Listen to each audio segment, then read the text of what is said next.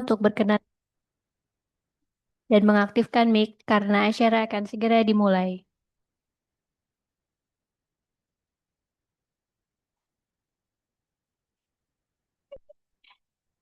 Hadirin dimohon berdiri untuk mendengarkan lagu kebangsaan Indonesia Raya dan Mars KPU.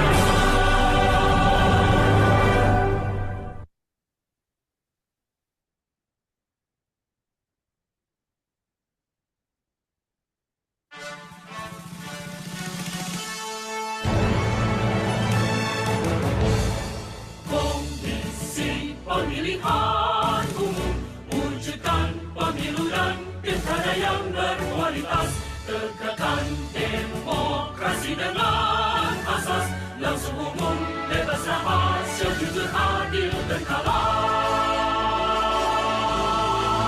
membangun Indonesia yang luhur, bermartabat, bersih, adil dan jujur, bagi rakyat kami berbakti, bagi bangsa kami mengabdi.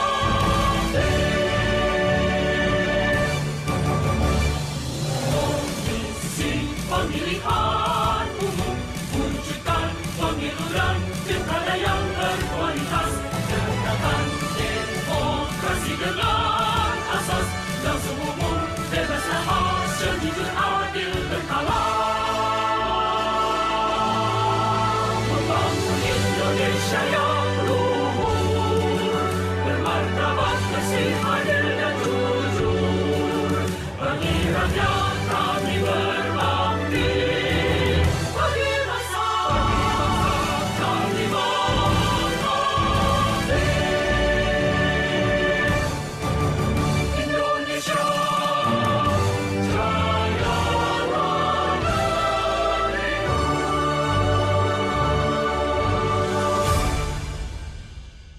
Hadirin dipersilakan duduk kembali.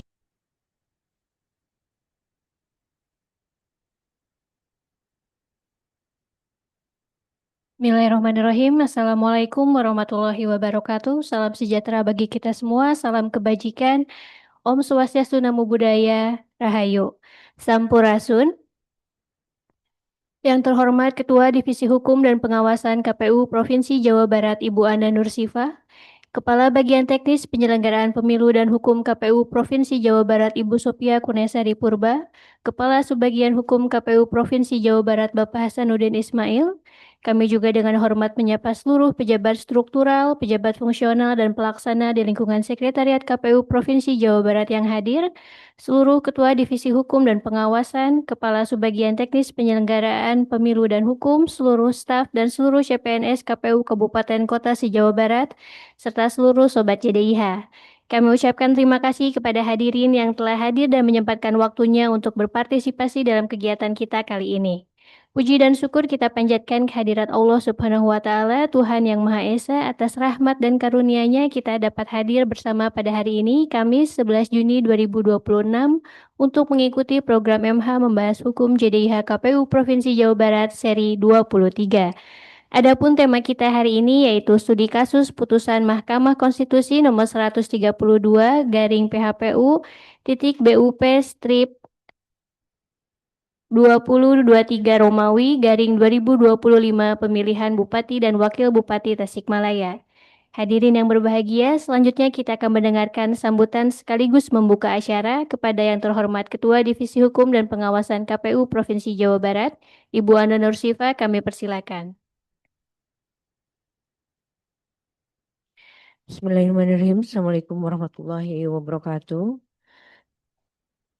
Yang saya hormati Bu Kabag, yang saya hormati Pak Kasubag, yang saya hormati seluruh jajaran sekretariat di KPU Provinsi Jawa Barat yang hadir baik secara luring maupun secara daring. Yang saya hormati teman-teman baik ketua maupun anggota komisioner di 27 kabupaten kota, yang saya hormati para sekretaris, para kasubag, juga seluruh jajaran sekretariat di 27 kabupaten kota. Alhamdulillah, puji syukur kehadirat Allah Subhanahu wa Ta'ala, berkat izinnya kita bisa bertatap muka kembali di acara membahas hukum jilid ke 23. 23 ya. Tak lupa juga salawat serta salam semoga tetap terlimpah curah kepada junjungan kita Nabi besar Muhammad SAW. Pertama-tama saya ucapkan terima kasih karena ini sekretariat selalu siap, selalu mendampingi di setiap Kamis ya, walaupun pagi. Saya juga ucapkan terima kasih pada seluruh teman-teman yang sudah hadir di ruang Zoom ini ya. Saya ini apa MH ke-23. Kemarin saya hadir ya, seru nih 33. Kita 32 ya? 32 apa 33 kemarin itu. Jadi sudah kalah hampir 9 atau 10 episode ya. Yang sayangin kita banyak liburnya Pak Hasan.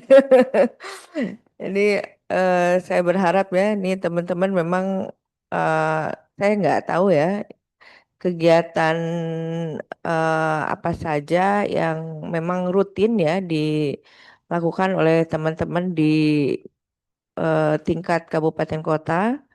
Ini mohon nanti dilaporkan ke Pak mau ke Bu Kabag atau ke Pak Kasubag ya.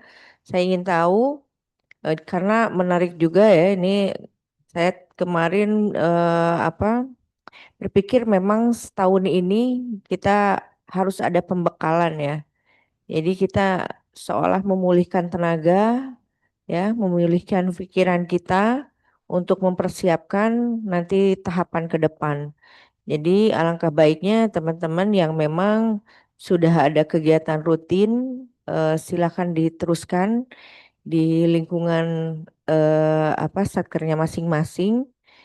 Nanti diikuti oleh seluruh jajaran sekretariat juga bahas apa yang menjadi permasalahan ke belakang dan langkah apa perbaikan ke depan. Juga tidak lupa membahas aturan-aturan yang memang tahun ke tahun ini selalu ada perubahan gitu. Jadi sudah saya ucapkan terima kasih pada yang sudah berjalan ya. Yang belum berjalan silakan ciptakan inovasi, ide ya supaya ini bisa menjadi apa langkah teman-teman untuk berkegiatan untuk ya lumayan lah setahun ke depan ini masih panjang, masih bisa diupayakan untuk bekal di tahapan nanti. Karena saya rasa banyak teman-teman yang memang ketika tahapan kemarin baru saja misalkan dilantik. Ya, ada yang memang berpengalaman misalkan sebelumnya di Badan Ad hoc atau misalkan sebelumnya pernah di KPU Kabupaten ya sebelumnya atau ada juga memang yang baru dilantik baru memasuki dunia sebagai penyelenggara ya. Yang jelas memang ketika tahapan sudah di akhir teman-teman baru baru masuk di penyelenggara ya penyelenggaraan kemarin, tahapan kemarin menjadi satu bekal, satu pengalaman yang sangat penting. Nah, itu bisa menjadi bahan ya bagaimana ke depan apa yang kemarin langkah-langkah teman-teman belum maksimal ya, apa kegiatan yang belum bisa dioptimalkan, silakan dipikirkan bersama, dirembukan bersama ya untuk ke depan supaya tidak ada misalkan permasalahan lagi. Nah, nanti saya minta di data, mudah-mudahan ya kemarin memang ada undangan ke Majalengka ya hari Selasa ya, tapi di reschedule karena ada kegiatan di Sukabumi, walaupun memang saya nggak bisa hadir juga di Sukabumi, tapi Pak Hasan hadir. Mungkin nanti insya Allah lah kalau ada undangan dari teman-teman nanti Majalengka, insya Allah saya kalau ada kesempatan bisa hadir langsung, kita usahakan hadir langsung. Walaupun memang sedang efisiensi, tapi saya berharap ya semangatnya tetap harus membara. Jadi kata Pak Hasan, kenapa kita hari ini pakai baju biru semua? Ini semangatnya harus mengharu biru ya.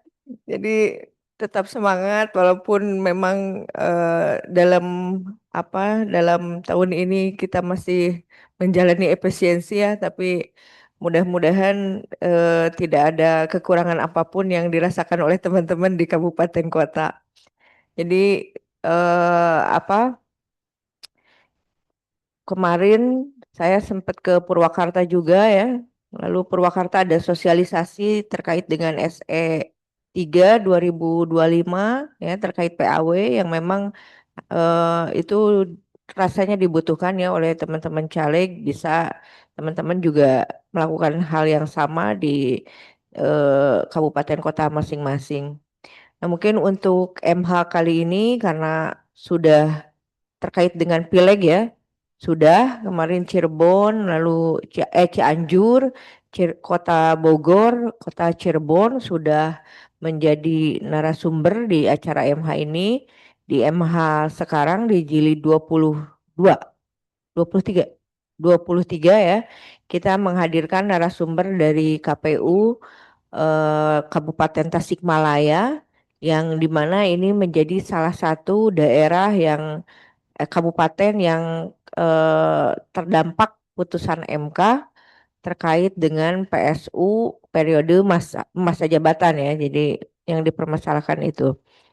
Nah, menarik untuk digali karena memang putusannya ini bukan terkait adanya pelanggaran ya yang misalkan dianggap ada kecurangan atau ada kesalahan saat rekapitulasi untuk kabupaten kota lain, tapi ini tidak ada pelanggaran sebagai mana di kabupaten kota lain, jadi tidak ada permasalahan dengan rekapitulasi, tidak ada permasalahan dengan pelanggaran, tidak ada permasalahan dengan kesalahan pencatatan atau lain sebagainya, tapi ini adalah dampak dari regulasi yang memang berbeda sudut pandang penafsiran gitu. Yang pada akhirnya PSU di Kabupaten Tasikmalaya terjadi ya. Jadi Kabupaten Tasik ini menjadi eh, satu-satunya daerah di Jawa Barat yang masa pilkadanya lebih panjang dibanding kabupaten kota lain gitu. Tapi itu menjadi sebuah pembelajaran ya bukan hanya untuk KPU Kabupaten Tasikmalaya, tapi juga untuk kita di KPU Provinsi karena selama persiapan PSU kita juga ngantor bolak-balik jadinya ke Kabupaten Tasikmalaya gitu. Nah, mungkin nanti di MH ini kita akan membahas tuntas ya. Nanti kita serahkan untuk narasumbernya ke KPU Kabupaten Tasikmalaya yang memang sebagai pelaku.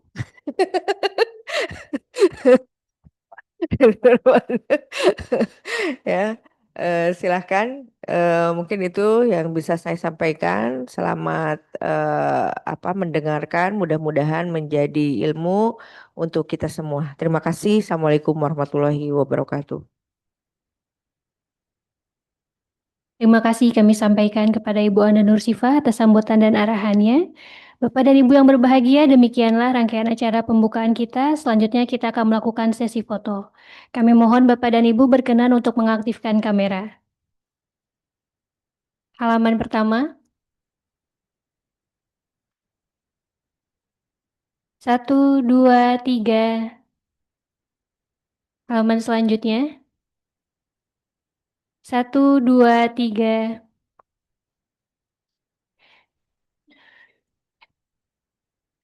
Sekali lagi. Terakhir. 1, 2, 3. Baik, terima kasih banyak Bapak dan Ibu.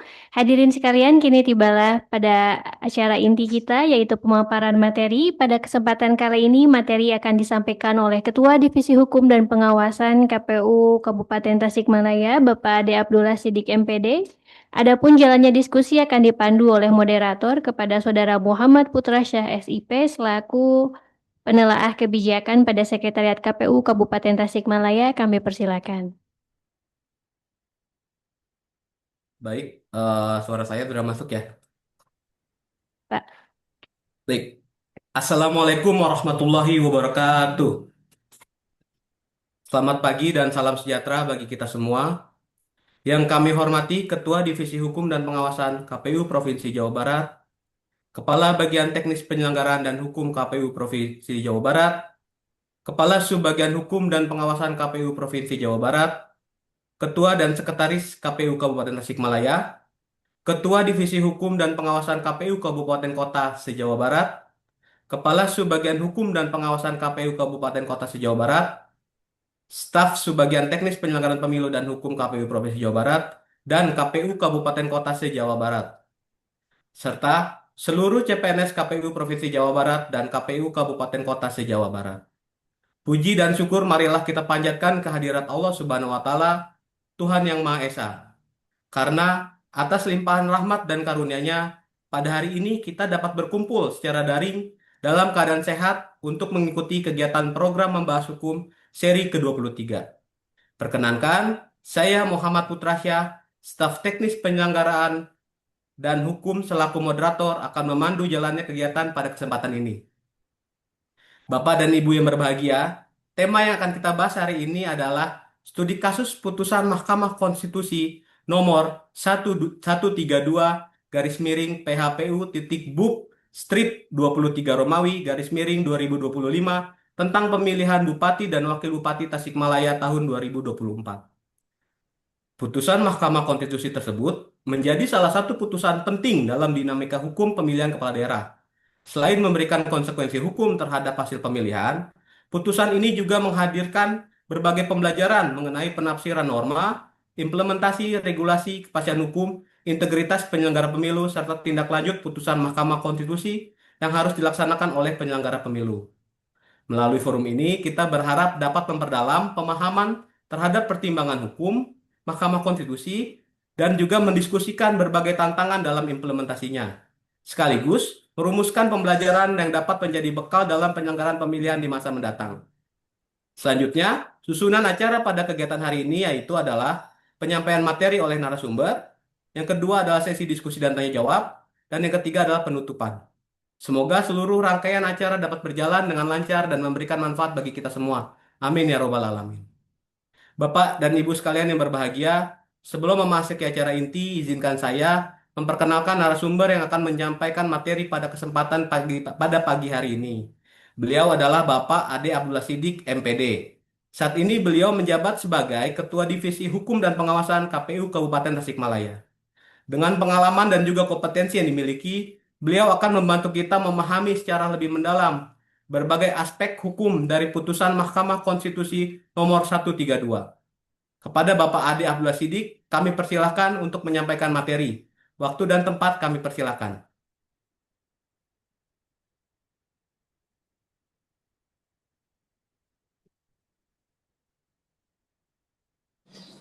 Baik, Put, izin di-share suaranya. Tes. Suaranya apakah sudah terdengar, Pak Putra? Siap, masuk Pak Kadip. Masuk. Baik, bismillahirrahmanirrahim. Assalamualaikum warahmatullahi wabarakatuh. Waalaikumsalam warahmatullahi wabarakatuh. Selamat pagi dan salam sejahtera untuk kita sekalian yang saya hormati dan sama-sama kita hormati dan banggakan Ketua Divisi Hukum dan Pengawasan Provinsi Jawa Barat, Ibu Anu Nursipa, yang kami hormati dan kami banggakan Bu Sofi, Pak Hasan, dan juga rekan-rekan kesekretariatan yang ada di Provinsi Jawa Barat. Yang saya hormati dan saya banggakan rekan-rekan Divisi Hukum di 27 kota kabupaten yang sama-sama hadir pada kesempatan hari ini. Yang saya hormati Pak Ketua Kabupaten Tasikmalaya, Sekretaris, dan juga rekan-rekan yang sama-sama hadir dari Sekretariat Kabupaten Tasikmalaya. Bapak Ibu yang saya hormati dan saya banggakan, pada pagi hari ini kita akan sama-sama mendiskusikan terkait dengan studi kasus terkait Mahkamah Konstitusi, PHPU, pemilihan Bupati dan Wakil Bupati Kabupaten Tasikmalaya tahun 2024. Baik, next, Put.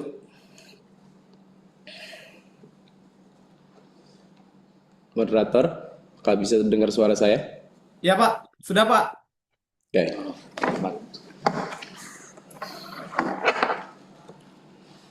Bapak Ibu hadirin yang saya hormati dan saya banggakan, tentu dalam perkara 132 tahun 2025 ini ada beberapa pihak seperti yang Bapak Ibu saksikan di hadapan layar. Yang pertama adalah pemohon.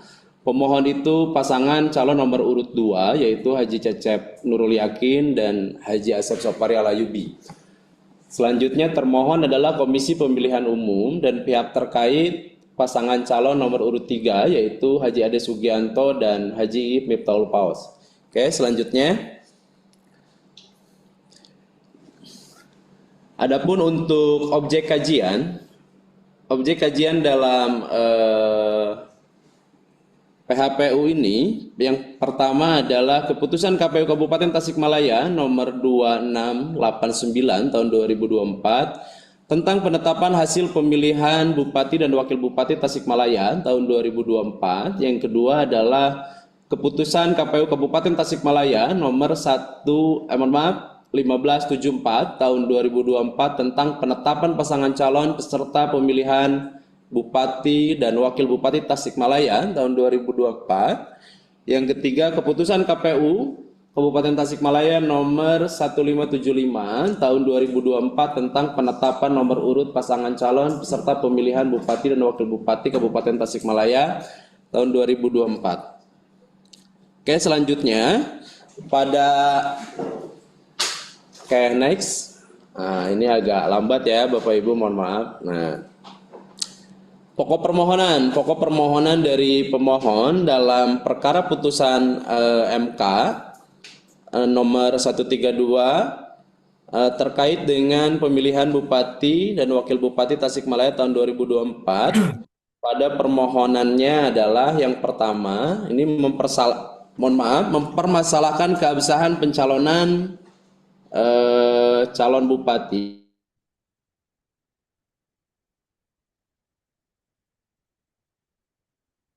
Sugianto tidak lagi memenuhi syarat untuk mencalonkan diri sebagai Bupati Tasikmalaya pada Pilkada 2024 karena telah menjabat sebagai Bupati selama 2 periode atau setidaknya telah memenuhi batas masa jabatan yang menurut peraturan perundang-undangan dihitung sebagai 2 periode.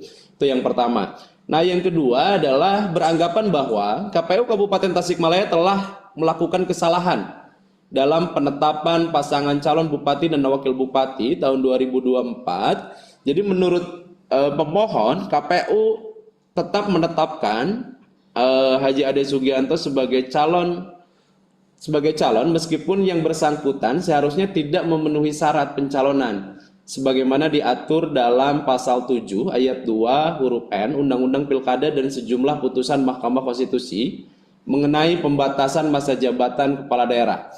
Nah, pokok permohonan ketiganya meminta pembatalan hasil Pilkada Kabupaten Tasikmalaya tahun 2024. Karena calon yang memperoleh suara terbanyak dianggap tidak memenuhi syarat sejak awal pencalonan. Pemohon meminta Mahkamah Konstitusi membatalkan keputusan KPU Kabupaten Tasikmalaya tentang penetapan hasil pemilihan. Oke, selanjutnya.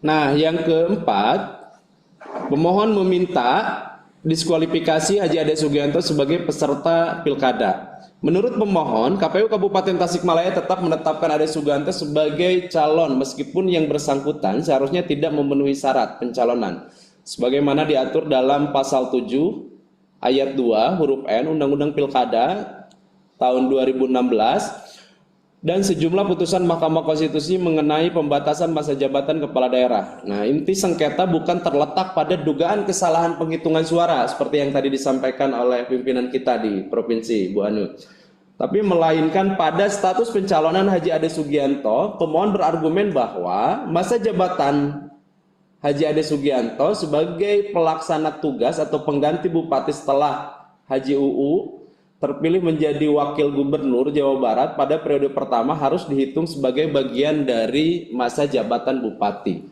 Nah, selanjutnya pemohon juga menurut pemohon perhitungan periode pertama Haji Ade Sugianto adalah 2 tahun 7 bulan 18 hari atau terhitung sejak 5 September 2018 sampai 26 April 2021. Jika masa jabatan tersebut digabungkan dengan masa jabatan hasil Pilkada 2020, maka Haji Ade dianggap telah menjabat selama 2 periode, tidak boleh mencalonkan diri kembali pada Pilkada 2024. Nah, Bapak Ibu hadirin yang saya hormati, tentu dalam menghitung dalam menghitung pencalonan ketika itu atau dalam menghitung priorisasi, tentu kami juga menelusuri terkait dengan berkas-berkas yang dilampirkan pada masa pendaftaran. Pak Putra izin untuk menampilkan penghitungan suara Pak atau nanti kita di akhir? Nanti Pak, setelah jawaban termohon saja Pak. Oke, siap. Nanti kita akan sama-sama menghitung terkait dengan hitungan masa priorisasi yang dilakukan oleh KPU Kabupaten Tasikmalaya. Oke, selanjutnya.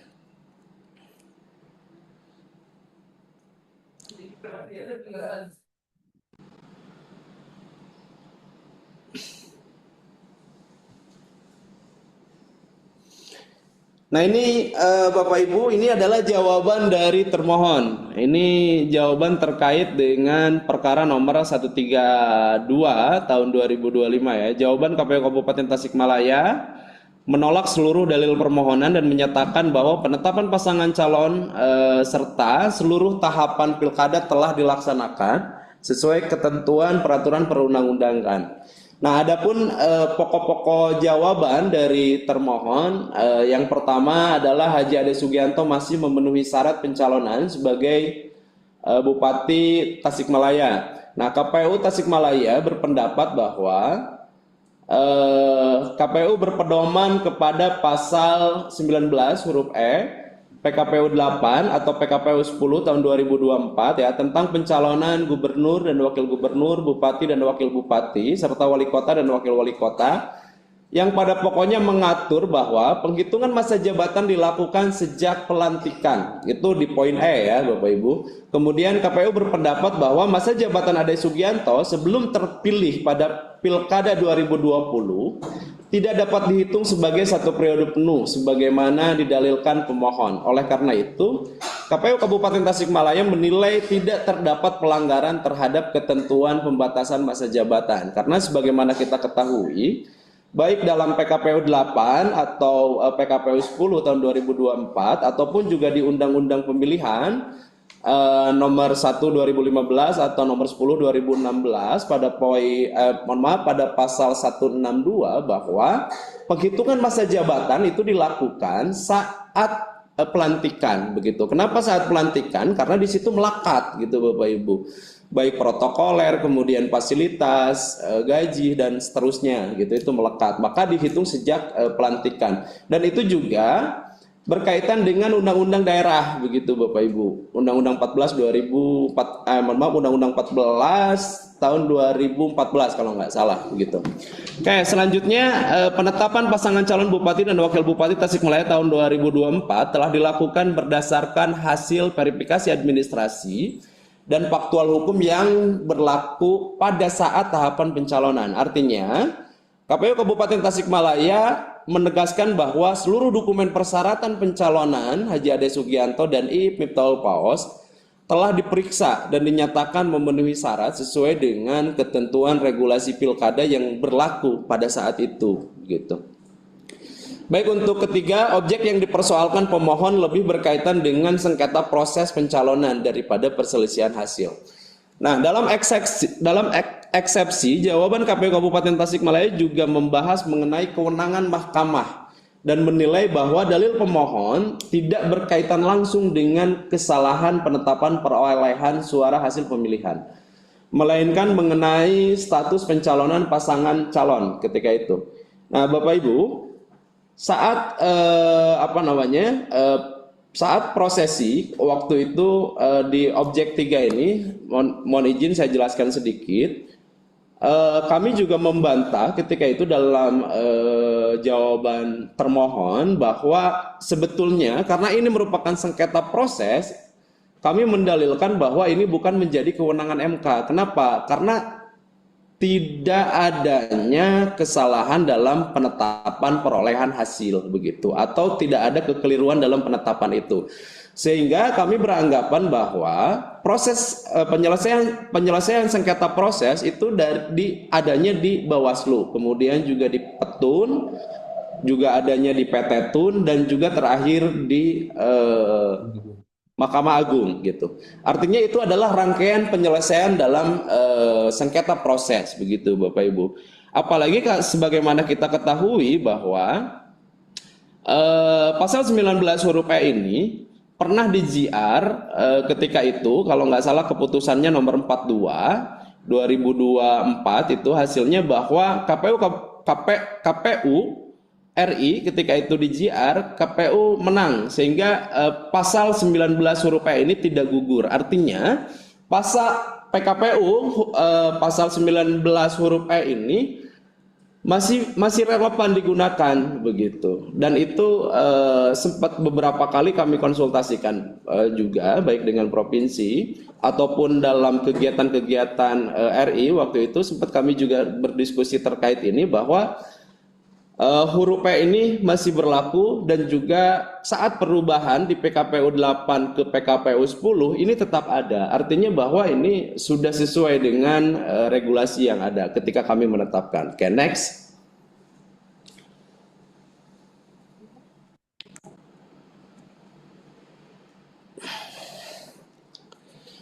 KPU Kabupaten Tasikmalaya meminta Mahkamah Konstitusi menolak permohonan pemohon. Nah, seluruh tahapan telah dilaksanakan sesuai dengan ketentuan hukum dan pasangan calon nomor urut 3 dalam hal ini adalah Pak Haji Ade Sugianto dan Haji Iip Miftahul Paos memenuhi syarat saat ditetapkan. KPU memohon agar Mahkamah Konstitusi menolak permohonan pemohon untuk seluruhnya dan mempertahankan keputusan hasil Pilkada Tasikmalaya tahun 2024. Nah, selanjutnya Bapak Ibu, KPU Kabupaten Tasikmalaya pada pokoknya berpendapat bahwa Haji Ade Sugianto masih memenuhi syarat pencalonan karena belum melewati batas masa jabatan 2 periode menurut ketentuan yang berlaku seperti yang tadi saya gambarkan. Berdasarkan pada penghitungan KPU Kabupaten Tasikmalaya, pada periode pertama, Haji Ade Sugianto menjabat 2 tahun 3 bulan 20 hari, terhitung sejak pelantikan secara definitif sebagai Bupati Tasikmalaya pada tanggal 3 Desember 2018 sampai dengan 23 Maret 2021. Sehingga penetapan pasangan calon dan hasil Pilkada Kabupaten Tasikmalaya tahun 2024 telah dilaksanakan secara sah dan sesuai peraturan perundang-undangan. Oke, baik, selanjutnya kita juga hari ini akan membahas terkait dengan pokok keterangan pihak terkait. Nah, oke, next, Bud.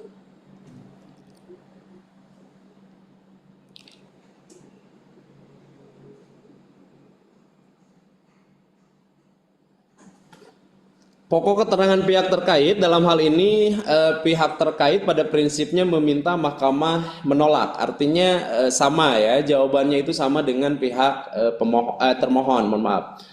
Nah, pihak terkait pada prinsipnya meminta mahkamah menolak seluruh permohonan pemohon dan mempertimbangkan hasil Pilkada Kabupaten Tasikmalaya. Adapun pokok-pokok keterangannya kami bisa gambarkan dalam layar. Yang pertama adalah Ade Sugianto dinilai masih memenuhi syarat pencalonan.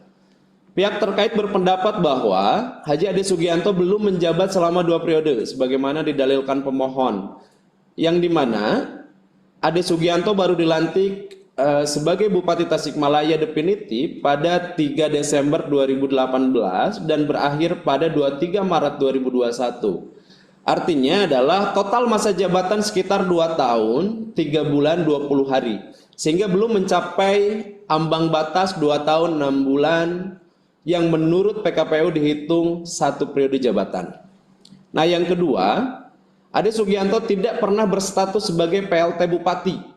Bahwa sejak Haji UU Rizhanul Ulum dilantik menjadi Wakil Bupati Jawa Barat, Ade memang menjalankan tugas pemerintahan sebagai wakil bupati, tetapi tidak pernah ada surat keputusan Menteri Dalam Negeri yang menetapkannya sebagai pelaksana tugas bupati. Oleh karena itu, masa sebelum pelantikan 3 Desember 2018 tidak dapat dihitung sebagai masa jabatan bupati. Nanti kita akan sama-sama melihat, Bapak Ibu, bagaimana petikan SK dari Kemendagrinya, sehingga kami melihat bahwa dalam SK di petikan Kemendagri tidak ada yang menunjukkan satupun terkait dengan Ade Sugianto ini sebagai PLT atau juga sebagai PLH begitu. Sehingga di situ bunyinya adalah menunjuk Haji Ade Sugianto sebagai wakil bupati untuk menjalankan tugas dan kewenangan bupati. Seperti itu redaksionis dalam SK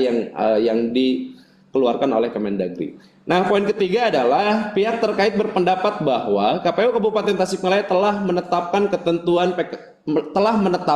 ketentuan PKPU secara benar ketika menetapkan pasangan calon peserta pilkada saat itu. Kenapa? Karena sama, pihak terkait juga berpandangan bahwa PKPU 8 tahun 2024 atau PKPU 10 2024 itu masih tetap relevan digunakan. Artinya itu menjadi rujukan yang sah saat kami menetapkan pasangan Ade Sugianto. Pandangan ini antara pihak pemohon dan pihak terkait itu sama. Oke, selanjutnya.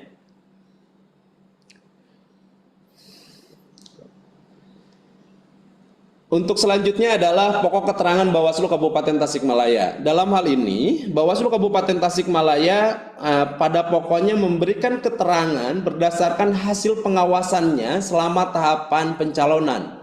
Pokok keterangan Bawaslu Kabupaten Tasikmalaya adalah yang pertama, tidak terdapat laporan atau temuan pelanggaran selama proses tahapan pencalonan.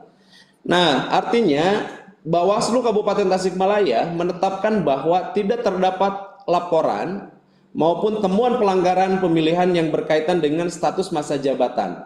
tidak ada pihak yang mengajukan laporan dugaan pelanggaran administratif terkait dengan syarat pencalonan tersebut ke Bawaslu Kabupaten Tasikmalaya selama tahapan pilkada berlangsung.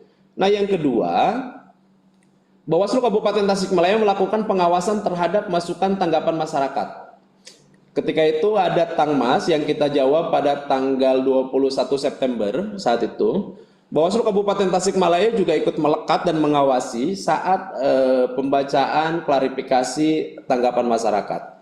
Nah, dalam hal ini Bawaslu Kabupaten Tasikmalaya menjelaskan bahwa telah melakukan pengawasan secara langsung terhadap proses klarifikasi atas tanggapan masyarakat mengenai keabsahan persyaratan pasangan calon.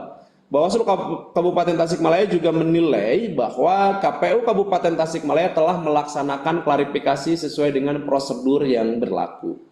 Nah, poin 3 dari pokok keterangan Bawaslu Kabupaten, KPU Kabupaten Tasikmalaya melakukan tahapan pencalonan sesuai dengan regulasi. Berdasarkan hasil pengawasan yang dilakukan, Bawaslu Kabupaten Tasikmalaya menyatakan bahwa KPU Kabupaten Tasikmalaya telah melaksanakan tahapan pencalonan sesuai dengan PKPU yang berlaku.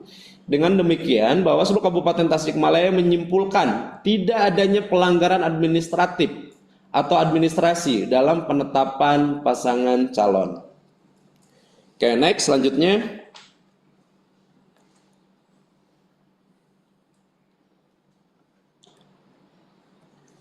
Nah, kita masuk dalam pertimbangan hukum dalam memahami kasus periodisasi masa jabatan Haji Ade Sugianto berdasarkan putusan Mahkamah Konstitusi nomor 67 PUU 2020 dan juga putusan Mahkamah Konstitusi nomor 2 PUU tahun 2023 yang berpandangan bahwa 1. Masa jabatan yang telah dijalani setengah atau lebih dari setengah masa jabatan dihitung telah menjabat 1 kali masa jabatan. Pertimbangan keduanya adalah masa jabatan yang telah dijalani setengah atau lebih dari setengah masa jabatan adalah dihitung sama dan tidak dibedakan baik untuk yang menjabat secara definitif ataupun menjabat sementara. Nah, pertimbangan Mahkamah Konstitusi yang ketiga adalah masa jabatan yang telah dijalani tersebut adalah masa jabatan yang telah dijalani secara nyata, real dan faktual, dan bukan masa jabatan yang dihitung berdasarkan waktu pelantikan. Jadi MK menggabungkan ketiga atau keempat putusannya. Kalau kita sama-sama mempelajari Bapak Ibu, dalam putusan Mahkamah Konstitusi 132 ini, MK menggabungkan keempat keputusannya. Yang pertama adalah keputusan nomor 2 2029, kemudian 67 2020, kemudian juga Konstitusi nomor 2 tahun 2023, dan yang terakhir saat kita prosesi pelaksanaan kampanye itu ada lagi keputusan MK yang sama-sama kita ketahui itu adalah putusan 129 tahun 2024. Nah, dari gabungan ini MK menyimpulkan 3 hal ini Bapak Ibu gitu. Bahwa masa jabatan yang telah dijalani setengah atau lebih dari setengah masa jabatan dihitung telah menjabat 1 kali masa jabatan. Itulah yang kemarin dalam tafsir periodisasi MK berpandangan atau bersikukuh pada putusan-putusan MK yang tadi saya bacakan. Oke, selanjutnya put next.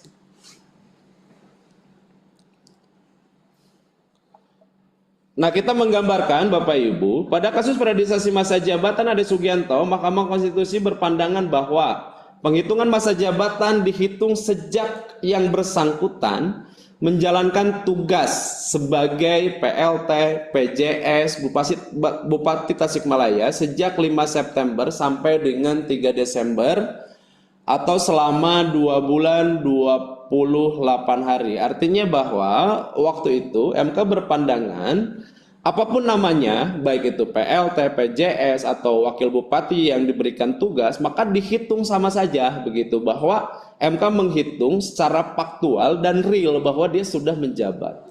Padahal kami juga waktu di MK itu pernah mendalilkan bahwa protokoler yang melekat, kemudian juga ballpoint dalam menentukan tanda tangan keputusan atau surat-surat keputusan yang dikeluarkan oleh Haji Ade Sugianto saat itu dia muri sebagai wakil bupati. Tapi MK melihat bahwa penghitungan masa jabatan itu dihitung saat menjalankan secara real dan juga secara faktual, begitu Bapak Ibu. Nah, sehingga perhitungan masa jabatan Haji Ade Sugianto adalah sejak 5 September 2018 sampai dengan 23 Maret 2021 atau sama dengan 2 tahun 6 bulan 18 hari. Karena telah melewati 2,5 tahun, maka Mahkamah Konstitusi menghitung Haji Ade Sugianto telah menjabat selama 1 periode. Ini tambahannya, dengan masa jabatan yang sedang berjalan pada periode 2021-2025, maka Haji Ade Sugianto dianggap telah menjabat 2 periode dan tidak dapat maju kembali sebagai bakal calon bupati tahun 2024. Begitu Bapak Ibu. Jadi antara yang 2018 atau di periode pertama itu sudah dihitung masa jabatan. Kalau yang kedua dari 2021 sampai 2024 kemarin itu sudah betul full gitu. Oke, selanjutnya next.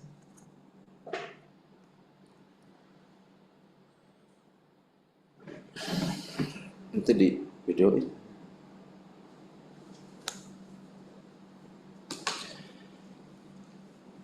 Oke, dalam eksepsi permohonan yang pertama menolak seluruh eksepsi termohon dan eksepsi pihak terkait untuk seluruhnya. Ini adalah amar putusan dari Mahkamah Konstitusi. Nah, yang pertama mengabulkan permohonan pemohon untuk sebagian. Yang kedua, menyatakan diskualifikasi terhadap Haji Ade Sugianto sebagai calon Bupati Tasikmalaya dalam pemilihan umum Bupati dan Wakil Bupati Tasikmalaya tahun 2024. Yang ketiga, menyatakan batal keputusan Komisi Pemilihan Umum Kabupaten Tasikmalaya nomor 2689 tahun 2024 tentang penetapan hasil pemilihan Bupati dan Wakil Bupati Tasikmalaya tahun 2024 tertanggal 6 Desember 2024. Menyatakan batal keputusan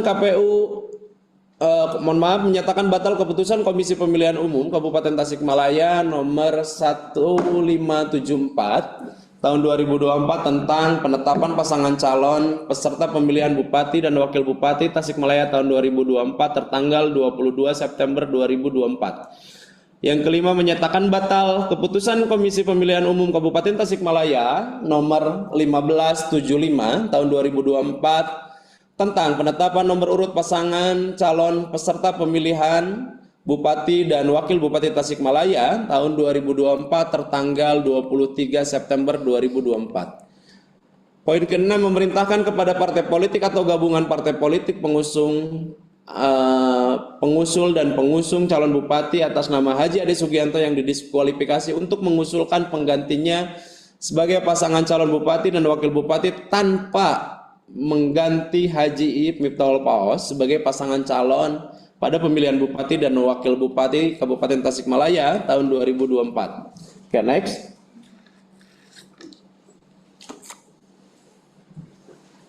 Nah, ini poin ke-7 dalam amar putusan MK, memerintahkan termohon untuk melakukan pemungutan suara ulang tanpa mengikut sertakan Haji Ade Sugianto sebagai calon Bupati Tasikmalaya dalam pemilihan Bupati dan Wakil Bupati Kabupaten Tasikmalaya tahun 2024 sesuai dengan peraturan perundang-undangan yang dilaksanakan dalam waktu paling lama 60 hari sejak putusan akuo diucapkan dan menetapkan sekaligus sebagai pengumuman perolehan suara hasil pemungutan suara ulang tersebut tanpa perlu melaporkan kepada Mahkamah Konstitusi.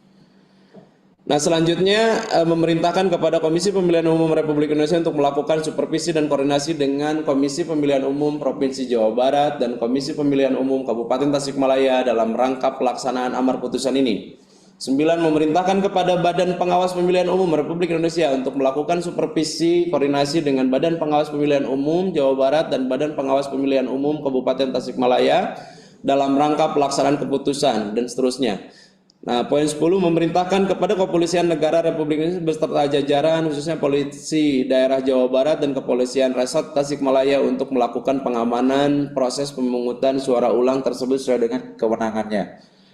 Yang 11 menolak permohonan pemohon untuk selain dan selebihnya. Baik Bapak Ibu, selanjutnya next.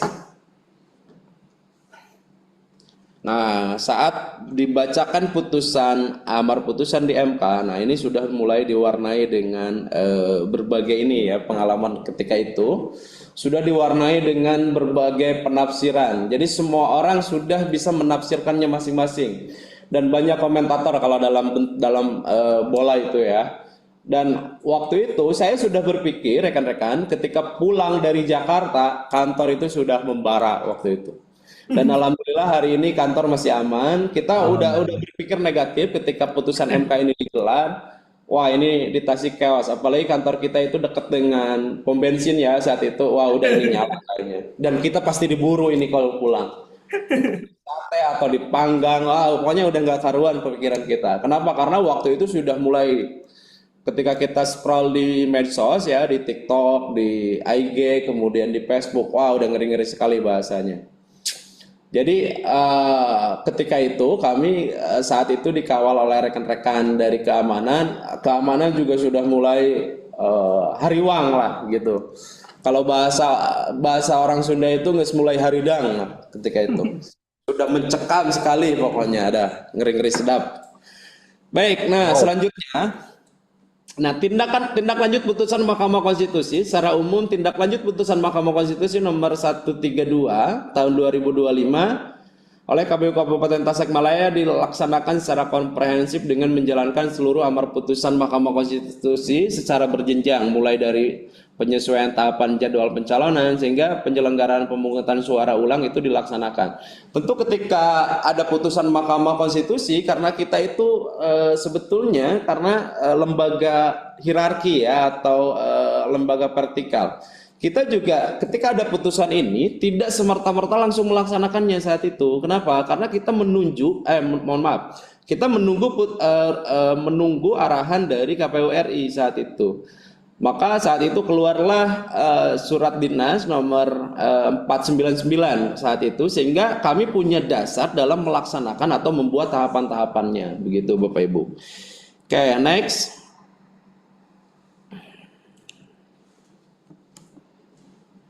Bang Put, oke, next. Nah, ini terlalu hebat ininya nih. Rekan-rekan membuat PPT-nya jadi agak sedikit nge-lag. Mohon maaf ya Bapak Ibu.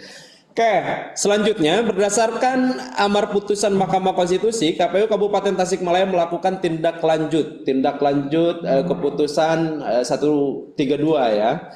Yang pertama mendiskualifikasi MK membatalkan keputusan KPU Kabupaten Tasikmalaya tentang paslon nomor urut dan juga hasil pemilihan. Karena MK mendiskualifikasi Ajari Sugianto. Nah, yang kedua kita mulai menyusun tahapan dan jadwal PSU. Di sini menetapkan KPT nomor 14 tahun 2025 tentang tahapan dan jadwal PSU pasca putusan Mahkamah Konstitusi. Karena waktu itu kurang lebih ada sekitar 3 kabupaten yang terdampak ya. Mohon maaf, 4 kabupaten kasus priorisasi. Yang pertama Kabupaten Tasikmalaya, kemudian juga Patlawang, kemudian Kutai Kartanegara, satu lagi mana ya? Tasik, Kutai Kartanegara, kemudian Patlawang, satu lagi, 3 atau 4 ya waktu itu. Oke, selanjutnya melakukan sosialisasi dan juga koordinasi. Ini juga kami mulai menyusun kembali rapat koordinasi dengan Forkopimda, Bawaslu, terus kemudian juga parpol yang menjadi pengusung ya, serta pemangku kepentingan lainnya. Nah, di sini juga kita mulai lakukan koordinasi. Kenapa? Karena situasi saat itu memang cukup hangat-hangat ya, artinya memang sudah mulai chaos. Berbagai penafsiran itu keluar, tiba-tiba orang jadi ahli hukum, tiba-tiba orang jadi ahli pengamat, sehingga kami juga penting untuk melakukan rapat-rapat koordinasi baik itu dengan Forkopimda, Bawaslu dan juga parpol ya yang saat itu mengusung pencalonan. Nah, selanjutnya pelaksanaan tahapan pengganti pencalonan, pendaftaran, penelitian syarat calon dan juga syarat calon pengganti dan juga penetapan calon. Nah, di poin 5 kami menyelenggarakan pemungutan suara ulang. Nah, di poin 4 mungkin Bapak Ibu juga masih ingat saat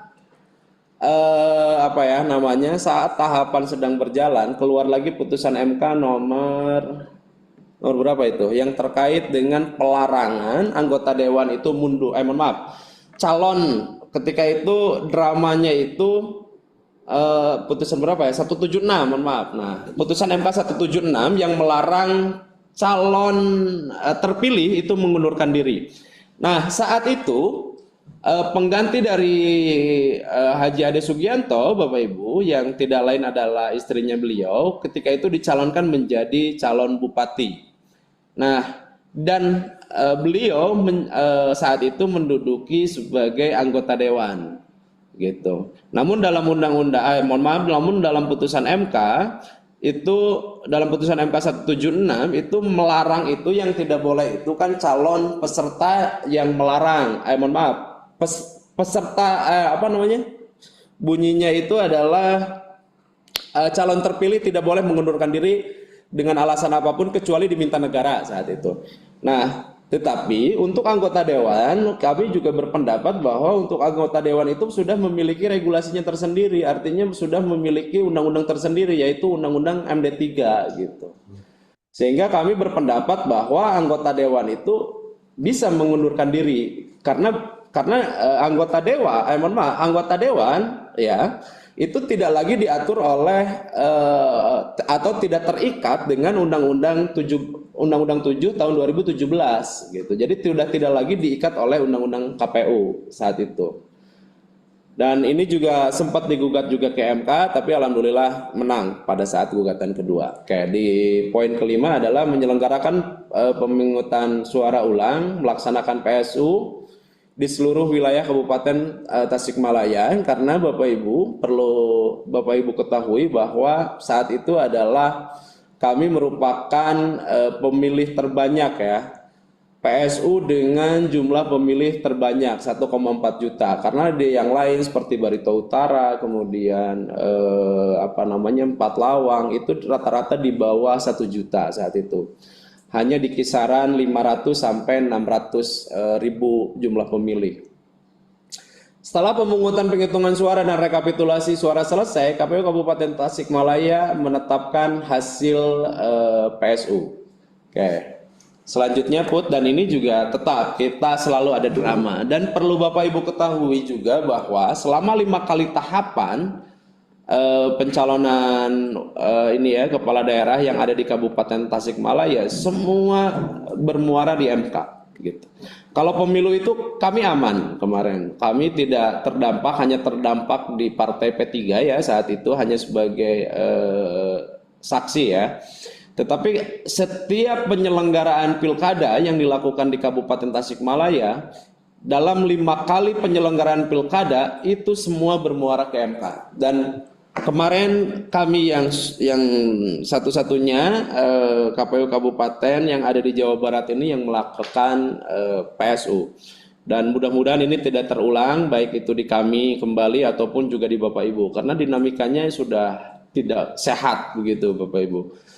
Baik, selanjutnya pelajaran yang dapat kita ambil. Tentu setiap pelajaran atau setiap travel pasti selalu ada hikmah ataupun juga makna ya yang bisa kita sama-sama petik. Yang pertama adalah dalam kasus Kabupaten Tasikmalaya menunjukkan bahwa penyelenggaraan pemilu menghadapi tantangan ketika terdapat ruang tafsir dalam norma hukum. Oleh karena itu, beberapa pelajaran yang dapat kita petik adalah ini juga tentu ini menjadi menjadi saran untuk perbaikan ke depan saat prosesi pemilihan nanti di 2029. Nah, yang pertama adalah KPU RI selaku pemangku atau pembuat kebijakan perlu lebih responsif dan juga mengakomodasi perkembangan jurisprudensi MK ke dalam regulasi teknis. Kenapa? Karena seperti yang Bapak Ibu ketahui bahwa kita sebagai penyelenggara yang ada di kabupaten ataupun juga yang ada di provinsi itu tidak punya kewenangan untuk membuat atau menentukan regulasi. Sehingga kita sebagai pelaksana kita hanya mengikuti arahan atau juga aturan atau regulasi yang sudah dibuatkan oleh KPU RI gitu. Tentu juga KPU RI juga tidak gegabah. Kami juga tidak menyalahkan ya untuk di KPU RI, karena KPU RI juga ketika memutuskan segala sesuatu, tentu ini juga hasil kajian bersama, karena ya seperti yang kita ketahui bahwa kita juga selalu diundang dalam rapat dengar pendapat dengan Komisi 2, kemudian juga dengan Kemendagri, dengan MA dan beberapa perwakilan. Ketika menetapkan sebuah regulasi, tentu ini tidak gegabah. Kami juga berhusnudon bahwa KPU RI saat menentukan atau membuat perundang-undangan, baik itu dalam bentuk PKPU ataupun juga menentukan undang-undang pemilihan, itu tentu sudah diharmonisasi dengan beberapa pemangku kebijakan. Dan inilah hasilnya. Nah, cuman ketika digugat ke MK, kalau kita melihat sama-sama tafsir dari 132 bahwa MK itu teguh pada pendiriannya. Yang waktu itu selalu kita ingat dalam kepala kita, atau remind-nya itu adalah keputusan 67, keputusan MK 67, keputusan MK 2 2023, kemudian keputusan MK 129 itu menjadi satu tarikan napas. Nah, itu. Karena MK selalu berpikir bahwa satu keputusan dengan keputusan lainnya itu bukan bukan mengganti keputusan, tetapi menguatkan. Jadi keputusan MK dengan keputusan MK yang lain itu saling berkesinambungan dan saling menguatkan. Jadi begitu. Menurut kalau kita melihat dari putusan-putusan MK, dan itu sama yang disampaikan oleh hakim-hakim MK ketika membacakan putusan. Oke, selanjutnya penyusunan PKPU perlu disertai kajian hukum yang mempertimbangkan kemungkinan tafsir konstitusi. Nah, ini tentu juga menjadi saran ya perbaikan ke depan, dan mudah-mudahan ini juga menjadi pertimbangan dalam pemangku kebijakan dalam membuat regulasi. Karena kami mengambil manfaat atau faedahnya dari dari putusan 132 ini, karena ini melahirkan jurisprudensi baru. Saya kira ini melahirkan jurisprudensi baru, dan ini menjadi rujukan yang betul-betul valid ke depan bila mana kemungkinan membuat kembali, bukan bila mana membuat kemungkinan ya, maksudnya ketika nanti RDP ataupun juga menyusun regulasi, sehingga tidak menjadi tafsir yang ambigu. Karena sama-sama kita ketahui bahwa yang disebut dengan regulasi biasanya rigid dan mengikat gitu, tidak multi tafsir gitu. Nah, sehingga kita juga nanti ini hasil output dari diskusi kita ini menjadi sebuah saran yang konstruktif, sehingga ketika merumuskan kebijakan ini tafsirnya itu rigid gitu, tafsirnya itu tidak ngamai atau tidak melebar kemana-mana, sehingga tafsir itu ketika dilakukan atau ditafsirkan lain itu sudah mengikat satu sama lainnya gitu, Bapak Ibu. Nah, selanjutnya diperlukan mekanisme konsultasi dan harmonisasi yang lebih kuat dan juga terkoordinir antara penyelenggara pemilu dan perkembangan putusan pengadilan. Nah, ini karena tidak terjadinya harmonisasi antara undang-undang yang kita miliki dengan tafsir MK, maka terjadilah setidaknya 3 kabupaten yang menjadi dampak gitu. Nah, selanjutnya penyelenggara di tingkat daerah tidak dapat dibebani sepenuhnya atas perbedaan tafsir yang bersumber dari belum seragamnya pengaturan normatif. Nah, mudah-mudahan karena dengan PKPU dengan lahirnya putusan MK 132, setidaknya nanti mungkin di PKPU 8 ya, kalau hari ini kita mengkaji flashback ke PKPU 8 atau PKPU 10 dan juga undang-undang pemilihan pada pasal 163, mungkin di sana tidak lagi merujuk pada pelantikan Bapak Ibu gitu. Tetapi penghitungan masa jabatan itu dihitung saat menjalankan atau faktual atau secara real. Mungkin di PKPU juga nanti tafsir di PKPU 9 di PKPU 8 2024 itu di pasal 19 ya, huruf E-nya bisa jadi nanti dihilangkan. Hanya yang tersedia itu huruf C gitu. Jadi masa jabatan dihitung sama saja gitu, tidak membedakan baik itu PJS, PLT, penjabat dan seterusnya.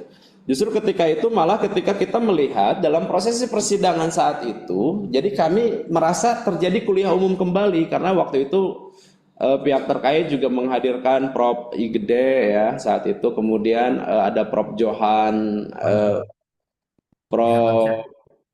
Prof. Johan ya waktu itu.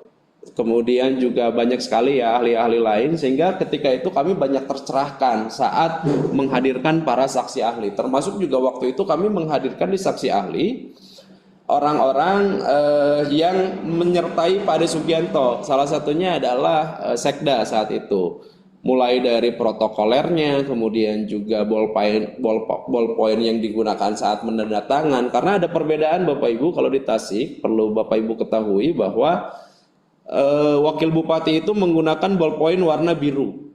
Tetapi untuk bupati dalam menandatangani seluruh SK yang berkaitan dengan dinas itu menggunakan ballpoint warna hijau gitu. Nah, sampai sedetail itu pun kita sudah gambarkan gitu, baik dari protokoler, tanda tangan, keputusan, setiap keputusannya sudah kita gambarkan semua. Bahkan waktu itu Prof. Johan juga mengatakan bahwa sebetulnya wakil ini sebagai acting gitu. Nah, juga MK membahas di situ dalam putusan 132 bahwa acting ini sudah tidak tepat karena dia dihitung secara faktual dan realnya gitu. Oke, selanjutnya next.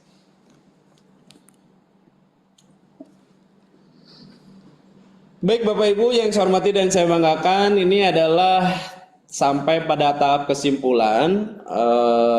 Perbedaan pendapat tidak selalu harus dipahami sebagai bentuk pertentangan antara KPU dan MK, melainkan sebagai konsekuensi dari sistem ketatanegaraan di Indonesia yang menganut mekanisme check and balance. Nah, yang pertama adalah KPU RI menjalankan fungsi administratif berdasarkan regulasi yang berlaku, seperti yang tadi kami jabarkan. Yang kedua, Mahkamah Konstitusi menjalankan fungsi korektif melalui penafsiran konstitusionalnya. Nah, dalam kasus Kabupaten Tasikmalaya menunjukkan pentingnya sinkronisasi antara regulasi teknis pemilu dan perkembangan jurisprudensi Mahkamah Konstitusi agar tercipta kepastian hukum, keadilan pemilu, dan juga perlindungan terhadap prinsip pembatasan kekuasaan dalam demokrasi. Yang selanjutnya, dengan demikian, dari sudut pandang tata kelola pemilu, kasus ini dapat dipahami bukan sebagai kegagalan semata, melainkan sebagai momentum perbaikan regulasi agar terdapat keselarasan antara kepastian hukum, administratif yang dijalankan KPU, dan keadilan konstitusi ditegakkan oleh Mahkamah Konstitusi. Oke, selanjutnya itu mungkin Bapak Ibu yang dapat kami sampaikan. Kurang lebihnya mohon maaf atas penyampaian yang saya sampaikan. Barangkali ada kesalahan, kekeliruan. Tentu ini menjadi ruang-ruang dinamis dalam kita melaksanakan diskusi ke depannya. Dan juga mudah-mudahan ini tidak terdapat kekeliruan atau perbedaan pendapat yang bersifat tadi ya, kalau bahasa masyarakat sini itu dapat merugikan PAD, dapat merugikan pendapatan daerah dan lain-lain sehingga proses itu bengkak. Kami juga Bapak Ibu kemarin menuturkan bahwa saat sosialisasi yang alhamdulillah waktu itu kami juga dibantu ada program sosialisasi dari provinsi saat itu. Banyak juga kami berdiskusi terkait dengan kunaon sih harus memilih kembali gitu. Ainu kamari itu cukup bisingke di kayak didiskualifikasi deui terus-terusan memilih. Akhirnya kami juga di sana ada ruang untuk kami memberikan pendidikan politik gitu. Bahwa dalam pendidikan politik di sana bahwa ruang-ruang dinamis, ruang-ruang dinamika selalu ada. Kemudian juga bukan berarti bahwa kita juga pecah gara-gara itu. Tapi alhamdulillah banyak berkah yang kami dapatkan. Tentu ini juga menjadi bagian keberkahan kami saat kemarin kita melakukan prosesi PSU ini, dan ini menjadi pengalaman yang berharga. Mudah-mudahan bukan hanya untuk kami tetapi juga ini pengalaman berharga untuk mayoritas Indonesia. Mungkin itu Bapak Ibu yang dapat kami sampaikan. Sekali lagi kurang lebih mohon maaf. Aidul kalam. Assalamualaikum warahmatullahi wabarakatuh. Waalaikumsalam warahmatullahi wabarakatuh. Izin Pak Kadip, apa ingin menampilkan itu dokumen? Boleh Pak Putra ya, nanti pola penghitungannya biar nanti kita sama-sama menyaksikan bagaimana proses penghitungan periodisasi yang kemarin sudah kita laksanakan. Ya, mangga Pak Kadif. Bisa diperbesar lagi nggak, Bud? Coba.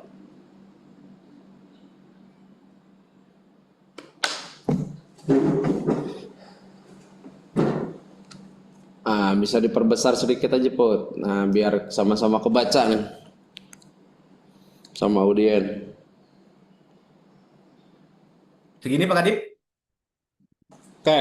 Nah, Bapak Ibu, ini perhitungan yang kita laksanakan saat kami menerima berkas dari partai pengusung ya, atau juga dari tim GAP. Nah, yang pertama kami menghitung saat periode pertama itu 2016-2021, kami merujuk pada peraturan Kemendagri ya, nomor 996 tahun 2016. Ini menetapkan ya, pada pokoknya menegaskan bahwa pengangkatan Haji Ade Haji UU sebagai Bupati untuk masa jabatan 2016-2021, kemudian juga pada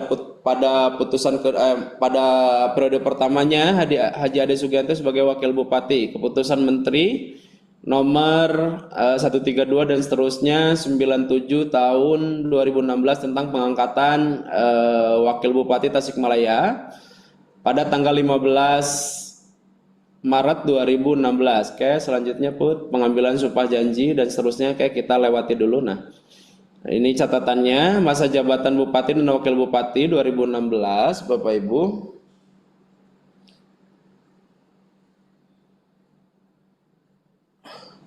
Oke, mulai treble itu di sini Bapak Ibu. Nah, saat Haji Ade Sugianto sebagai Wakil Bupati dengan tugas tambahan, dalam klausalnya itu dalam menjalani tugas tambahan, melaksanakan tugas dan wewenang Bupati Tasikmalaya. Nah, ini pada tanggal 5 September pasangan Haji Ridwan Kamil dan UU Rizhanul Ulum dilantik sebagai gubernur dan wakil gubernur. Nah, problematika mulai muncul di sini. Gubernur Jawa Barat menerbitkan berita acara ya, telegram nomor 131 yang pada pokoknya menyampaikan dalam hal pengisian jabatan bupati belum dilakukan, wakil bupati melaksanakan tugas sehari-hari bupati sampai dengan dilantiknya bupati atau sampai diangkatnya penjabat bupati dalam hal menjamin keberlangsungan pemerintahan daerah di Kabupaten Tasikmalaya agar saudara wakil bupati Tasikmalaya melaksanakan tugas dan wewenang. Nah, ini bunyi telegramnya itu kurang lebih seperti itu Bapak Ibu. Nah, ini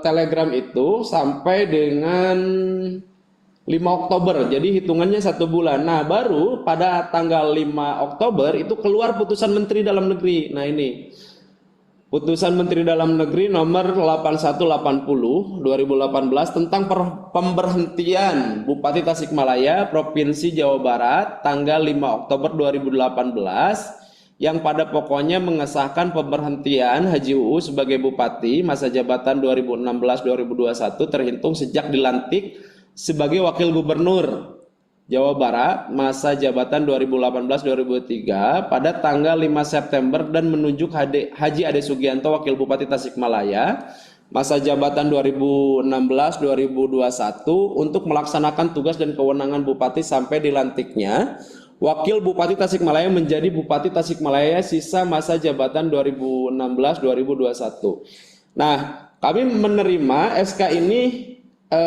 yang SK nomor 8180 di situ memang keputusan ini berlaku surut terhitung sejak tanggal 5 September. Bahkan kami waktu itu tidak mendapatkan radiogram gitu. Walaupun beberapa kali mengkonfirmasi ke Sekda, ke bagian Tapem, waktu itu belum keluar tuh radiogram. Akhirnya dicari-dicari ternyata ada gitu. Nah, ini trouble-nya itu MK menghitung saat itu. Jadi faktualnya dia itu, faktualnya Pak Haji Ade Sugianto dalam hal ini. Jadi MK membagi dua ini ya Bapak Ibu, membagi dua segmen. Yang pertama dia saat menjalankan tugas dan kewenangan, yaitu terhitung sejak 5 September sampai 2 Desember karena pelantikan saat itu adalah tanggal 3 Desember gitu. Nah, itu periode pertama dalam hitungan, dan ini juga yang MK hitung sebagai menjabat gitu Bapak Ibu. Karena kata menjabat di sini dihitung saat Pak Haji Ade Sugianto melakukan melakukan tadi ya, diberikan tugas dan wewenang gitu. Jadi sudah dihitung secara faktual atau dinyatakan secara real bahwa itu menjalankan sebagai bupati gitu. Nah, lebih lanjut pada maaf buat 8489, nah ini baru dinyatakan bahwa yang SK ini tanggal 19 November ya Bapak Ibu. Pengangkatan atau di sini kalau bahasa klausalnya itu pada 19 November 2018 pokoknya menegaskan pengangkatan Haji Ade Sugianto Wakil Bupati Tasikmalaya menjadi Bupati Tasikmalaya sisa masa jabatan 2016-2021 sejak tanggal pelantikan sampai masa akhir jabatan mana ini? Terhitung sejak pelantikan sampai akhir masa jabatan Bupati tahun 2016 sampai 2021 dan menegaskan pemberhentian Haji Ade Sugianto dari jabatan sebagai Wakil Bupati Tasikmalaya. Kami melihat dalam setiap percikan SK-nya seperti yang kami gambarkan tadi, kami tidak menemukan adanya bahasa PJE, PJS dan juga PLT gitu. Dan bahasa yang seterusnya, kami juga waktu itu membandingkan surat keputusan yang sama ya atau percikan dari Kemendagri yang sama. Ternyata kalau yang lain di situ melekat, ada PJS-nya, ada PLT-nya, gitu, ada PLH-nya. Sehingga kan kalau di sini kami melihat bahwa wakil bupati yang menjalankan tugas gitu. Tetapi memang tafsir ini lagi-lagi memang berbeda dengan tafsir MK tadi. Nah, selanjutnya pada berita acara pengucapan sumpah jabatan Bupati Tasikmalaya tanggal 3 Desember yang pada pokoknya Gubernur Jawa Barat mengambil sumpah Haji Ade Sugianto sebagai sebagai Bupati.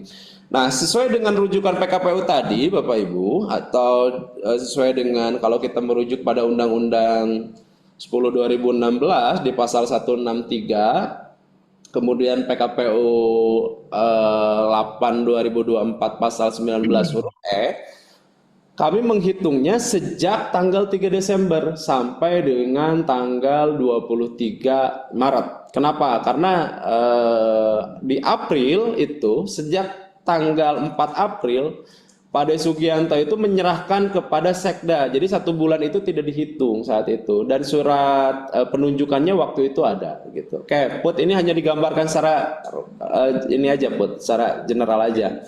Tapi pelan aja. Oke, nah ini berita acara serah terima dan seterusnya. Oke, gambarkan aja sampai di Nah, ini periode 21-25. Saya kira mungkin itu Bapak Ibu yang dapat kami sampaikan. Nah, ini mudah-mudahan ini menjadi ruang diskusi kita yang lebih dinamis ke depan. Silakan barangkali ada pertanyaan atau ada hal yang bisa didiskusikan atau juga Bapak Ibu menambahkan jurisprudensi baru yang sekiranya ini menjadi bahan diskusi kita untuk perbaikan KPU ke depan. Saya kira sekali lagi itu yang dapat kami sampaikan, kurang lebihnya mohon maaf. Assalamualaikum warahmatullahi wabarakatuh. Terima kasih. Waalaikumsalam warahmatullahi wabarakatuh. Terima kasih kami sampaikan kepada narasumber Bapak Ade Abdullah Sidik, Kadif Kumwas KPU Kabupaten Tasikmalaya atas pemaparannya yang sangat komprehensif. Dan memang Bapak Ibu sekalian, pelaksanaan Pilkada Bupati Tasikmalaya sangat memberikan pengalaman dan juga pembelajaran yang berharga ya Pak Kadif ya. Karena kita hampir melaksanakan semua tahapan sudah sesuai dengan peraturan, tapi kita juga melakukan semua peradilan. Mau di PT UN Jakarta, terus ada yang putusan Mahkamah Agung, terus ada ke MK, terakhir itu ada di KPP ya Pak Kadif ya.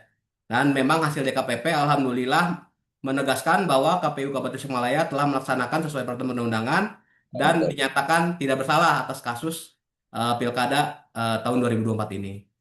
Semoga apa yang telah disampaikan dapat memperkaya dan juga pemahaman kita mengenai dinamika hukum pemilihan, khususnya terkait tindak lanjut putusan Mahkamah Konstitusi. Selanjutnya, Satu kita akan lagi, masuki sesi kami diskusi juga dan mau tanya minta jawab Bapak maaf, dan Ibu Bapak Ibu sekalian. yang hadirin, itu minta di Jumas. Oh ya, tadi Ini juga hasil karya kami ini kami tuangkan dalam sebuah bentuk buku. Nanti Bapak Ibu juga bisa sama-sama kita mempelajarinya. Kenapa? Karena perjalanan kami kemarin kita abadikan dalam naskah sebuah buku. Kemarin kami bekerja sama dengan Puskapol UI dan untuk memotret perjalanan kita ini selama prosesi penyelenggaraan pilkada kemarin. Dan ini mudah-mudahan ini juga menjadi apa ya namanya menjadi hazanah keilmuan baru untuk penyelenggaraan terkait dengan problematika yang kemarin kami temui. Saya kira itu. Terima kasih, Put. siap, Pak Kadif. Selanjutnya, Bapak Ibu, kita akan masuki sesi diskusi dan tanya jawab. Untuk menjaga efektivitas waktu, kami persilakan kepada peserta yang ingin menyampaikan pertanyaan, tanggapan maupun pandangan dapat melakukan raise hand di aplikasi Zoom-nya masing-masing. Dan mohon setiap penanya menyebutkan nama dan juga satkernya sebelum menyampaikan pertanyaan. Silakan kami mempersilakan waktu yang seluas-luasnya bagi Bapak dan Ibu untuk melakukan pertanyaan.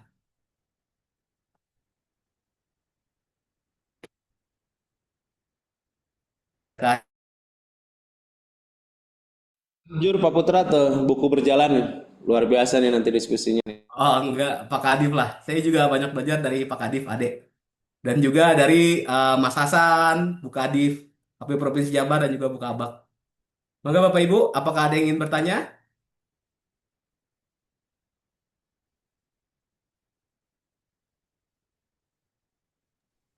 Dari Cianjur, Cianjur.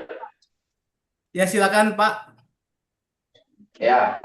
Assalamualaikum warahmatullahi wabarakatuh. Waalaikumsalam. Wabarakatuh. Ya. Kamu ada umur segini? Ya. Buat Pak Ade ini kawan perjuangan saya dalam kasus ya. Cianjur dengan Tasik kan punya masalah yang sama ya soal gugatan tidak sahnya petahana itu karena masa jabatan. Nah, dalam catatan saya, kami itu sampai 2 kali itu menghadapi gugatan di Pengadilan Tata Usaha Negara. Yang pertama PT UN, lanjut ke PTT UN gitu. Dan alhamdulillah menang gitu dua-duanya, sehingga tidak sampai terjadi seperti di Tasik gitu ya, terjadi PSU. Nah, tadi tidak diceritakan tuh, atau saya uraian gitu, bagaimana proses di PTUN dan PTT UN gitu. Karena kami 2 kali nih Pak Ade nih buku laporan dari kantor pengacaranya ya. Dan Cianjur artinya memenangkan perkara itu soal masa jabatan. Nah, itu mungkin yang perlu diceritakan sehingga itu berlanjut sampai ke MK itu ya. Sampai ke MK ya, itu putusan MK ya kalau nggak salah PSU itu. Karena masa jabatan kan.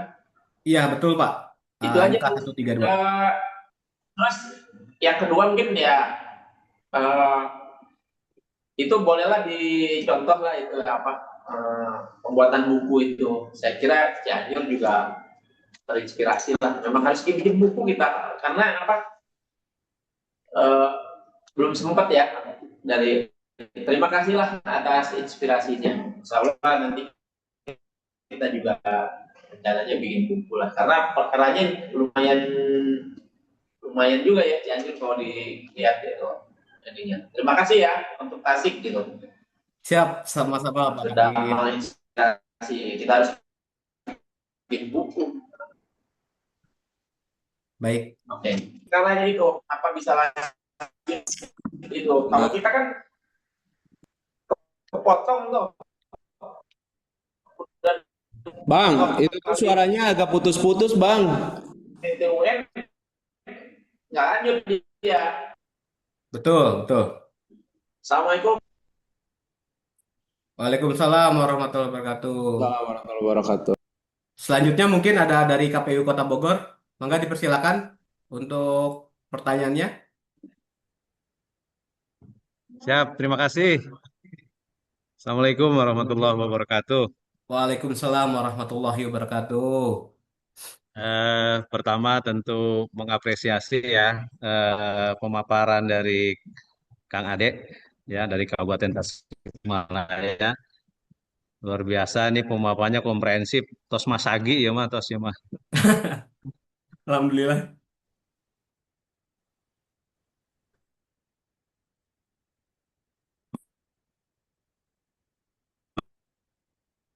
Mantap ya mah Kang Ade. Selamat Kang Ade ya sama apa ya, MK ya Kang Ade ya. Halo? Iya Pak, mungkin itu jaringan bentar Pak. Oh, oh di sayanya kali ya. Maklum nih efisiensi Kang Ade. Enggak saya sih cuma ini aja. Kedengaran nggak saya? Kedengaran ya? Kedengeran Pak, kedengeran jelas Pak. Oke, Mangga baik. Mangga.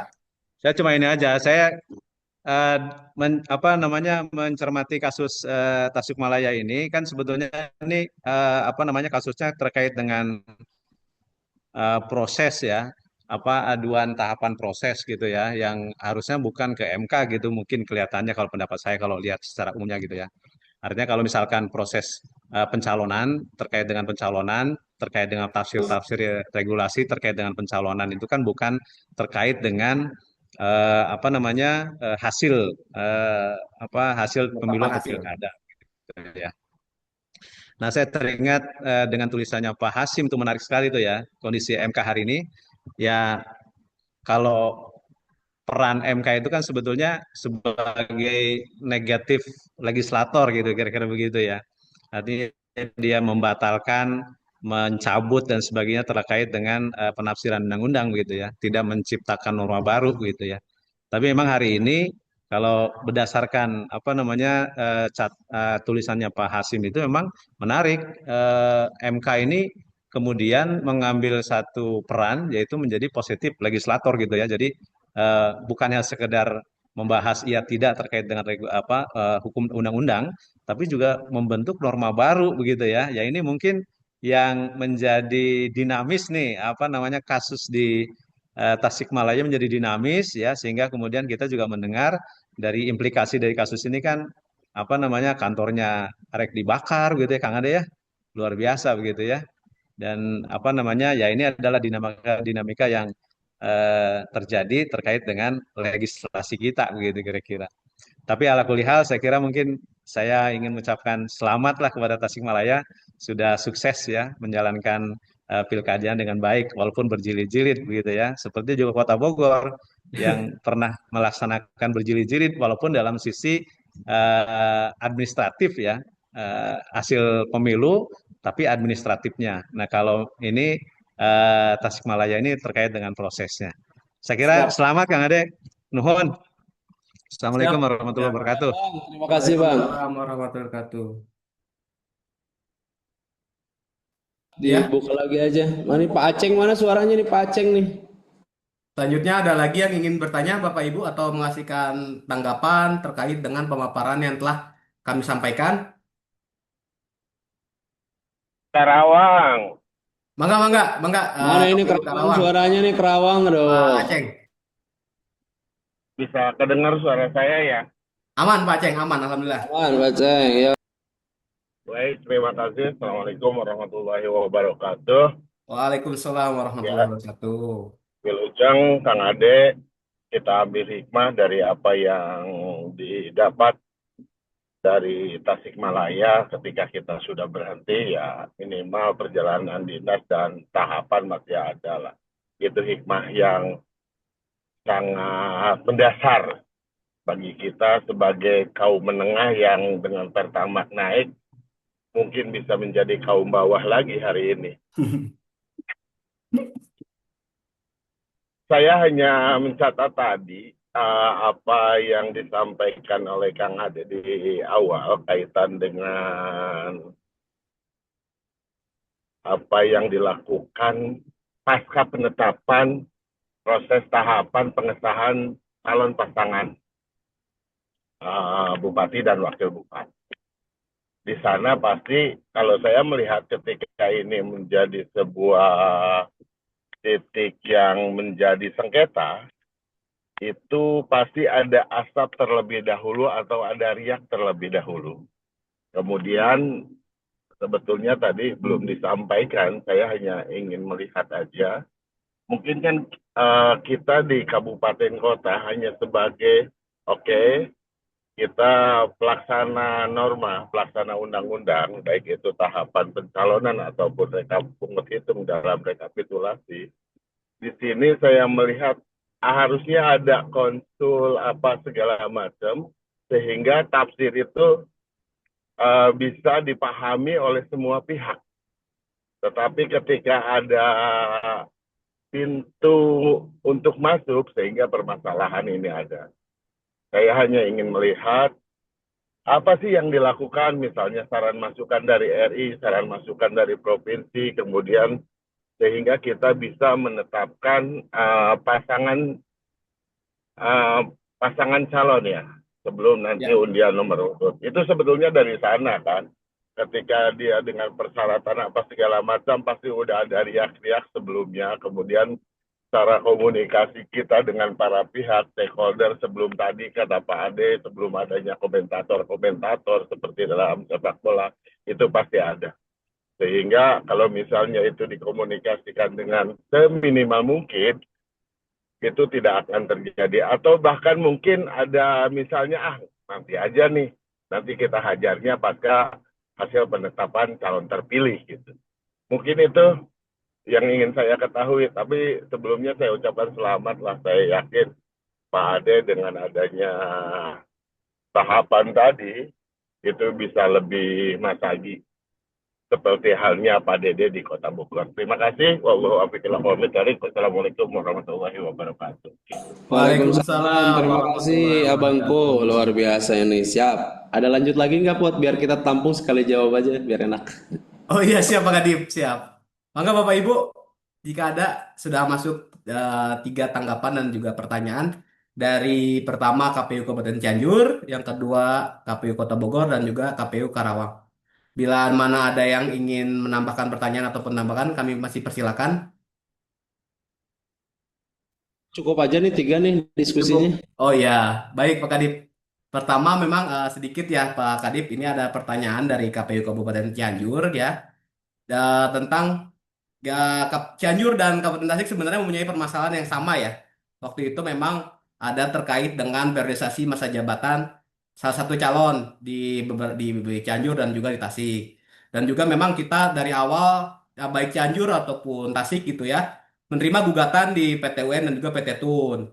Yang memang ujung-ujungnya itu sama ya Pak Kadip ya. Kita di menang ya di PT UN dan juga PT Tun. Nah, mungkin di sini lebih tekankan ingin mengetahui gitu KPU Kabupaten Cianjur ingin mengetahui bagaimana sih proses Kabupaten Tasikmalaya di PT UN dan PT Tun Jakarta. Yang kedua ada apresiasi dari KPU Kabupaten Cianjur terkait dengan buku yang bisa kita hasilkan setelah tahapan pilkada yang cukup panjang gitu ya dan juga memberikan banyak pelajaran dan juga pengalaman. Selanjutnya dari KPU Kota Bogor itu ada apresiasi terkait dengan apa yang telah kita laksanakan yang dimana memang di sini di kasus Tasikmalaya KPU Kabupaten Kota Bogor menekankan ini tuh terkait dengan proses pencalonan bukan terkait dengan penetapan hasil sehingga kasus Tasikmalaya ini dinilai sangat dinamis gitu ya hasilnya. Selanjutnya ada dari KPU Karawang dari Pak Aceh. Nah ini beliau menekankan terhadap bagaimana sih ya apa yang dilakukan oleh KPU Kabupaten Tasikmalaya sebelum menetapkan pasangan calon gitu. Bagaimana pola komunikasi kita gitu terhadap KPU RI dan juga KPU provinsi gitu. Dan juga mungkin stakeholder ya di sini juga selain kepada KPU RI dan provinsi juga kita akan komunikasinya tuh bagaimana. Mungkin itu Pak Kadif yang masuk pertanyaan juga tanggapan. Untuk selanjutnya dipersilakan untuk menjawab Pak Kadif Ade. Baik, terima kasih Mas Putra. Baik, terima kasih atas abang-abangku nih, luar biasa dari Cianjur, buku berjalan, kemudian juga Bang Dede dan Bang Aceng. Tepuk tangan lah yang meriah untuk ketiga penanya ini sangat luar biasa. Eh Ya, sebagaimana tadi sudah dijelaskan, Pak Haji tadi sama Putra dan juga Pak Haji tadi menggambarkan kita bahwa kemarin itu di awal dalam rangkaiannya kita sama-sama di PT Tun antara KPU Kabupaten Cianjur dan juga Kabupaten Tasikmalaya. Rangkaiannya memang kemarin hasil putusan dari PT Tun itu kan NO. Kenapa? Karena ketika mengajukan prosesi di Bawaslu Kabupaten itu tidak memenuhi unsur material saat itu. Nah, dan juga waktu itu keputusan, mohon maaf, bentuknya tuh surat edaran dari Bawaslu yang menguatkan pada pasal 19 huruf E saat itu, sehingga secara unsur material itu tidak memenuhi syarat. Jadi ketika dibawa ke PT Tun sekalipun, ketika itu hasilnya NO atau no object gitu. Jadi tetap kalah. Dan rangkaian-rangkaian itu saat itu memang sudah ditempuh gitu. Baik oleh kami di KPU Kabupaten Tasikmalaya yang kasuistiknya sama dengan Cianjur saat itu. Cianjur pun melakukan hal yang sama dan hasilnya juga sama-sama absurd gitu. Absurd label ya, artinya ketika itu pengajuannya kabur. Nah, dan terima kasih atas apresiasinya ini dari rekan-rekan yang sangat luar biasa kemarin. Dan juga terkait dengan prosesi pencalonan MK, saya sependapat Bang Dede. Artinya sependapat itu bagaimana? Ada prosesi-prosesi peradilan lain yang dalam proses penyelenggaraan itu yang tidak semuanya bermuara pada MK. Kenapa? Karena MK-nya sendiri sebetulnya sudah memproteksi, kalau kita sama-sama buka di Undang-Undang Pemilihan ya, baik di Undang-Undang 1 atau di Undang-Undang 10, sebetulnya dalam hal ini atau di Undang-Undang MK-nya sendiri juga MK sudah memproteksi. Kami waktu itu juga menyuguhkan klasifikasi itu mulai dari pelanggaran pemilihan itu adanya di Bawaslu, itu kalau di Undang-Undang Pemilihan itu dalam pasal 134, kemudian juga pelanggaran administratif yang terstruktur, sistematis dan masif itu juga itu menjadi kewenangan Bawaslu dan Mahkamah Agung. Kalau kita lihat itu di Undang-Undang Pemilihan dalam pasal 135A. Selanjutnya juga untuk kode etik juga ada di DKPP seperti yang sama-sama kita ketahui dalam pasal 137. Pelanggaran administrasi ini juga masuk dalam ranahnya Bawaslu, baik Bawaslu Provinsi ataupun juga Bawaslu Kabupaten Kota. Itu pada pasal 138 sampai pasal 141. Dan juga sengketa pemilihan. Nah, ini juga karena kemarin juga bagian dari sengketa pemilihan, sebenarnya mohon maaf, daripada proses atau sengketa pemilihan itu lebih pada ranahnya Bawaslu kan gitu. Kemudian juga untuk ini sengketa pemilihan itu bisa ranah Bawaslu. Kalau pelanggaran secara TSM tadi juga kewenangannya Bawaslu dan Gakumdu. Dan juga untuk tindak pidana pemilu atau sentra Gakumdu juga itu dijelaskan dalam Undang-Undang Pemilihan pada pasal 145 dan juga pasal 152. Dan yang yang diklasifikasi lebih lanjut, kami juga waktu itu melihat dari Undang-Undang Pemilihan itu di pasal 153 sampai pasal 155 terkait dengan sengketa tata usaha negara atau peradilan tata usaha negara. Nah, peraturan tata negara ini keluar saat ada clash antara pihak penyelenggara khususnya dalam hal ini atau keputusan yang dikeluarkan oleh KPU dan atau surat yang akibat dikeluarkannya keputusan KPU yang tidak diterima oleh tadi ya peserta. Dan ini secara administratif ini diselesaikan di tata usaha seperti yang tadi digambarkan Kang Dede, bahwa sebetulnya dalam hal ini kalau kami berpendapat ya ada memang peradilan-peradilan lain yang juga ini menjadi kewenangannya gitu. Kalau kemarin kami melihat bahwa dalih MK itu mengatakan bahwa MK itu mulai mengadili saat proses sampai terciptanya hasil. Karena kenapa? Karena MK berpendapat saat itu bahwa kalau MK hanya menghakimi saat putusan akhir atau pada perhitungannya, maka MK dikatakan sebagai mahkamah kalkulator gitu pada pemenangan hasil. Padahal kalau kita melihat dalam perselisihan seperti yang menjadi kewenangan MK, kalau kita lihat di pasal 156 dan juga 57, artinya MK ini menghakimi tingkat akhir itu pada proses penyelesaiannya gitu, atau pada proses hasil pemilihan gitu dalam hitung-hitungan, dan itu tidak masuk gitu di pasal 158 itu, karena ini kalau kita kan di pasal 158 itu di situ kriterianya kalau yang di atas 1 juta itu harusnya kan 0,5, sementara 0,5-nya itu kemarin itu cuman 4.000 sekian gitu, sementara ini bedanya itu 21% atau sekitar 200 ribuan ya, artinya tidak memenuhi kalau merujuk pada merujuk pada pasal 158 di Undang-Undang Pemilihan gitu. Nah, tentu ini menjadi pembahasan yang menarik bila mana MK juga menegaskan pada keputusannya dia membuat sebuah keputusan mengadili dari mulai tingkat proses. Berarti ya semua muara itu di MK. Jadi tidak lagi tadi itu tidak lagi dia memproteksi diri pada raihan suara. Artinya bahwa ya boleh dong kita menyimpulkan bahwa peradilan-peradilan yang di luar MK itu tidak pernah dianggap gitu oleh MK. Ini mungkin kalau asumsi liar kita ya, tapi lagi-lagi bahwa negara kita itu berdasar pada jurisprudensi yang tadi sama-sama memiliki peradilan yang sama. Karena sebagaimana kita ketahui dan juga sudah saya sampaikan di awal bahwa proses CJR pada pasal 19 huruf E ini pernah dilakukan gitu, dan juga diadukan ke MA dan MA memenangkan KPU. Artinya bahwa legal standing pasal 19 huruf E ini sebetulnya masih diakui gitu secara sah gitu, Pak Ceng. Nah, tadi menarik Pak Ceng tadi ya, pasca penetapan kemudian bagaimana prosesnya kita dalam menetapkan ketika saat kita pleno menetapkan baik baik hasil yang pertama ataupun juga hasil yang kedua. Karena kami menyadari bahwa ini adalah lembaga hierarkis atau lembaga vertikal, maka kami juga melakukan beberapa konsultasi baik ke provinsi.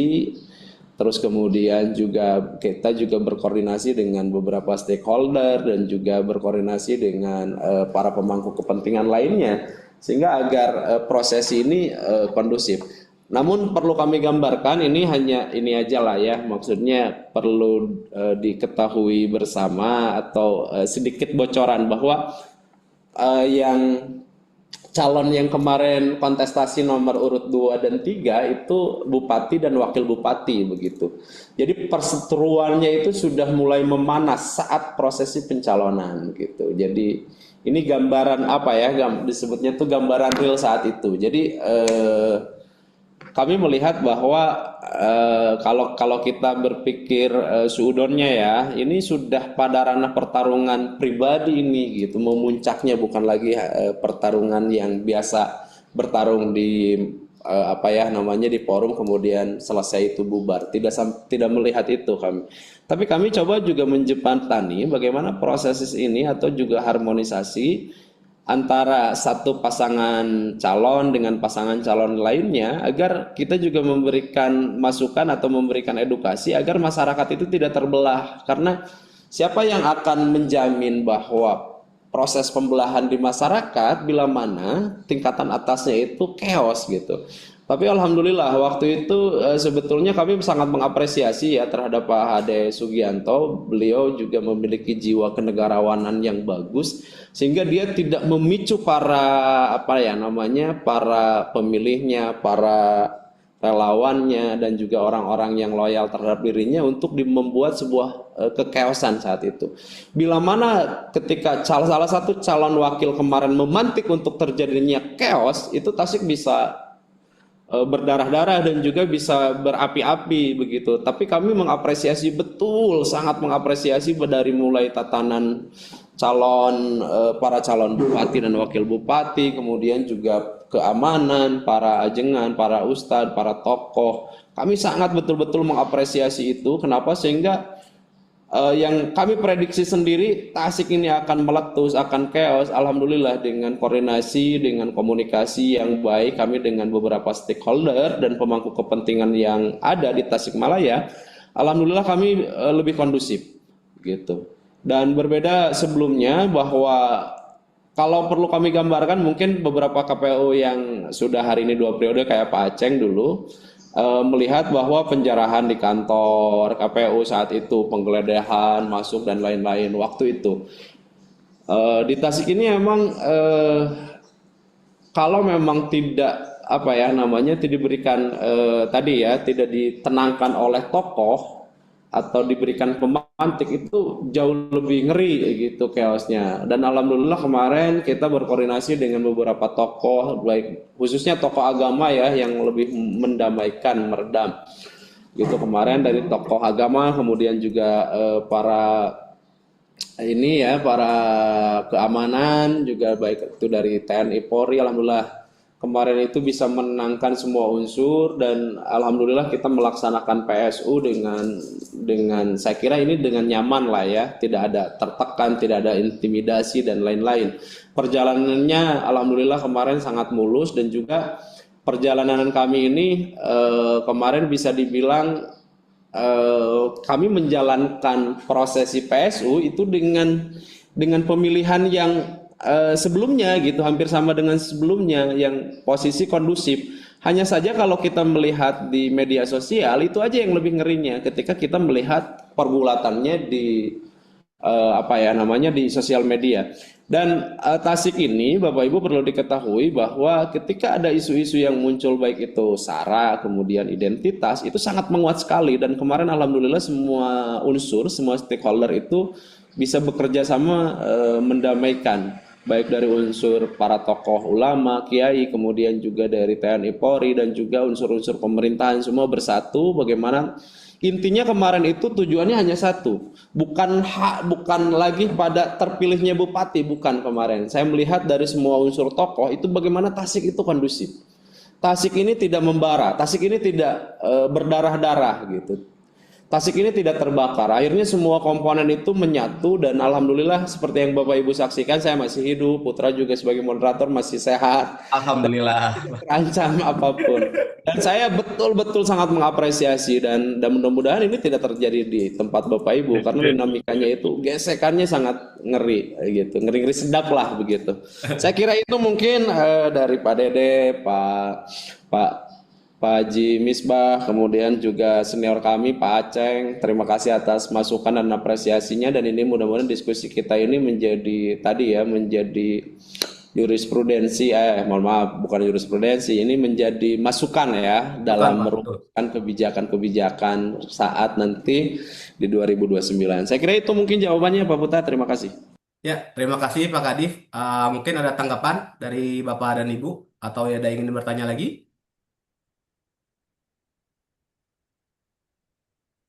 Baik, apabila Bapak Ibu masih terdapat pertanyaan gitu ya, karena memang keterbatasan oleh waktu yang belum apabila terdapat pertanyaan yang belum terakomodasi, mudah-mudahan kita masih bisa dapat mendiskusikannya gitu ya. Baik secara luring nanti kalau kita bertemu gitu ya di acara-acara KPU Jabar ataupun ketemu Bapak Ibu ingin main ke KPU Kabupaten Tasikmalaya dipersilahkan gitu ya.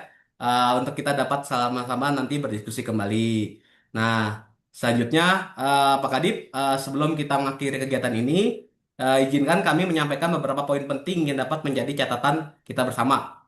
Yang pertama, putusan Mahkamah Konstitusi itu tidak hanya menyelesaikan sengketa hasil pemilihan, tetapi juga menjadi pedoman dalam penegakan prinsip konstitusional kepada dan kepastian hukum dalam penyelenggaraan pemilu. Kedua, penyelenggara pemilu harus dapat memahami dan menerapkan regulasi secara cermat termasuk dalam menghadapi dinamika penafsiran hukum yang berkembang. Ketiga, pelaksanaan tindak lanjut putusan Mahkamah Konstitusi memerlukan profesionalisme, koordinasi, integritas, serta kemampuan adaptasi seluruh jajaran penyelenggara pemilu. Keempat, belajar dari pengalaman Kabupaten Tasikmalaya menjadi pembelajaran yang berharga untuk memperkuat tata kelola penyelenggaraan pemilihan yang di masa mendatang gitu ya. Jadi alhamdulillah Pak Kadip kita mendapatkan banyak pembelajaran di Pilkada 2024 gitu ya. Semoga nanti di masa mendatang hal ini tidak terulang gitu ya di Tasik ataupun di KPU Kabupaten Kota se-Jawa Barat. Baik, Bapak Ibu yang kami hormati, mungkin demikian rangkaian kegiatan program membahas hukum seri ke-32 terkait putusan Mahkamah Konstitusi nomor 132 pada hari ini. Atas nama moderator, kami mengucapkan terima kasih kepada narasumber dan juga kepada seluruh peserta atas partisipasi aktif sama kegiatan berlangsung. Semoga forum ini memberikan manfaat untuk memperkaya perspektif kita dan semakin memperkuat komitmen dalam mewujudkan penyelenggaraan pemilihan yang profesional, berintegritas dan berlandaskan prinsip-prinsip demokrasi serta supremasi hukum. Mohon maaf apabila terdapat kekurangan, baik dari saya maupun dari Pak Kadif selaku narasumber, maupun kilafan dalam memandu jalannya acara. Akhir kata, wassalamualaikum warahmatullahi wabarakatuh. Selamat siang dan akan kami kembalikan ke KPU Provinsi Jawa Barat. Terima kasih. Eh, kumaha masih dewa Hah?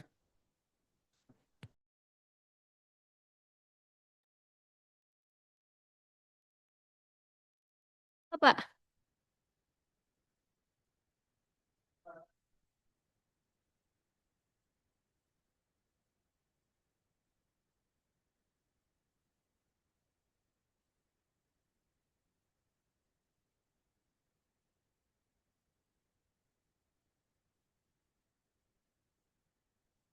Baik, Bapak dan Ibu, telah sampai kita di penghujung acara. Untuk menutup kegiatan ini, kami mohon kesediaan Bapak Abdullah Sapi'i untuk menutup kegiatan. Kepadanya kami persilakan. Bismillahirrahmanirrahim. Assalamualaikum warahmatullahi wabarakatuh. Bismillah, alhamdulillah, Allahumma sholli ala sayyidina Muhammad wa ala ali sayyidina Muhammad amma ba'du. Yang sama-sama kita hormati Ibu Kadif Hukum dan Pengawasan, Bu Hajah Ana Nursifah, Pak Kasubag, Mas Hasan, Kang Hasan, serta rekan-rekan staf Sekretariat Provinsi Jawa Barat yang saya hormati, rekan-rekan Kadif, eh, Hukum dan Pengawasan di wilayah Provinsi Jawa Barat, staf dan rekan-rekan yang hadir pada kesempatan hari ini. Terima kasih. Saya kira saya berkesempatan untuk mengikuti eh, diskusi kita pada hari ini, yang saya kira ini diskusi yang sangat konsisten dijalankan setiap minggu, dan ini konsistensi ini tentu berkat kerja keras Bu Kadif dan Kasubag serta staf hukum Provinsi Jawa Barat serta rekan-rekan di seluruh wilayah Provinsi Jawa Barat. Saya kira rekan-rekan sekalian, saya menyimak dari tadi diskusi kita hari ini dan saya kira ini sangat sangat produktif. Tapi mungkin sedikit catatan saja yang saya kira kita perlu, itu adalah bahwa setiap diskusi ini tentunya kita mohonkan menjadi sebuah narasi bersama kelembagaan. Jadi bukan sekedar nanti menjadi konsumsinya divisi hukum, tapi juga menjadi tertularkan atau terinformasikan kepada rekan-rekan yang lain, karena output dari yang dibuat oleh divisi hukum KPU Kabupaten Tasikmalaya itu kan output kelembagaan. Nah, ini tentunya saya kira eh, berharap tentu bahwa diskusi yang sudah konsisten dilakukan oleh rekan-rekan divisi hukum ini kemudian bisa terdokumentasikan dan tersosialisasikan nanti ke yang lainnya. Baik melalui mekanisme rapat internal, mekanisme sharing knowledge di internal, kalau dalam bahasa kami di SDM adalah in-house training, untuk sehingga itu semua tersampaikan sebaik-baiknya. Karena ke depan tentu kasus-kasus yang terjadi itu harus menjadi pembelajaran buat kita bersama. Ada kelebihan, ada kekurangannya, dan saya kira saya ingin pada kesempatan hari ini sebelum saya menutup, kita doakan Pak Sekretaris KPU Kabupaten Tasikmalaya, karena pada saat itu saya ingat betul saya mengawal PSU Kabupaten Tasikmalaya dengan Bu Kadif. Kita sempat makan bareng ya, Pak Pak Ade di Jakarta dan beliau waktu itu tidak bisa ikut karena sakit dan saya kira kita bersama-sama doakan beliau dengan mengucapkan Al-Fatihah ala hadhihi niyah wa ala kulli niyatin sholihah Al-Fatihah. Iya kenapa? Amin ya Rabbal Alamin. Kontribusi beliau terhadap tahapan PSU Tasik saya kira sangat besar. Oh iya, sekaligus Kasubag Hukum Majalengka, siapa namanya? Bu Niknik ya, kita ala hadhihi wa ala kulli sholihah Al-Fatihah.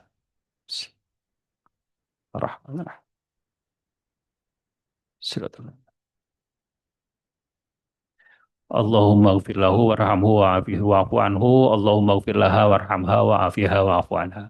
Terima kasih rekan-rekan sekalian, tetap semangat. Terakhir pesan saya adalah bahwa tentu MH ini harus betul terdokumentasikan. Saya sih berharap mudah-mudahan Pak Hasan ya pada ulang tahunnya kapan? Ulang tahun MH September ya. Nah, itu bisa ada buku atau ada apa namanya yang bisa menjadi legacy dari kita bersama karena kegiatan ini adalah kegiatan kita bersama. Terima kasih Bu Kadif atas kesempatannya, Pak Kasubag, rekan-rekan semua. Walafu minggum. Assalamualaikum warahmatullahi wabarakatuh.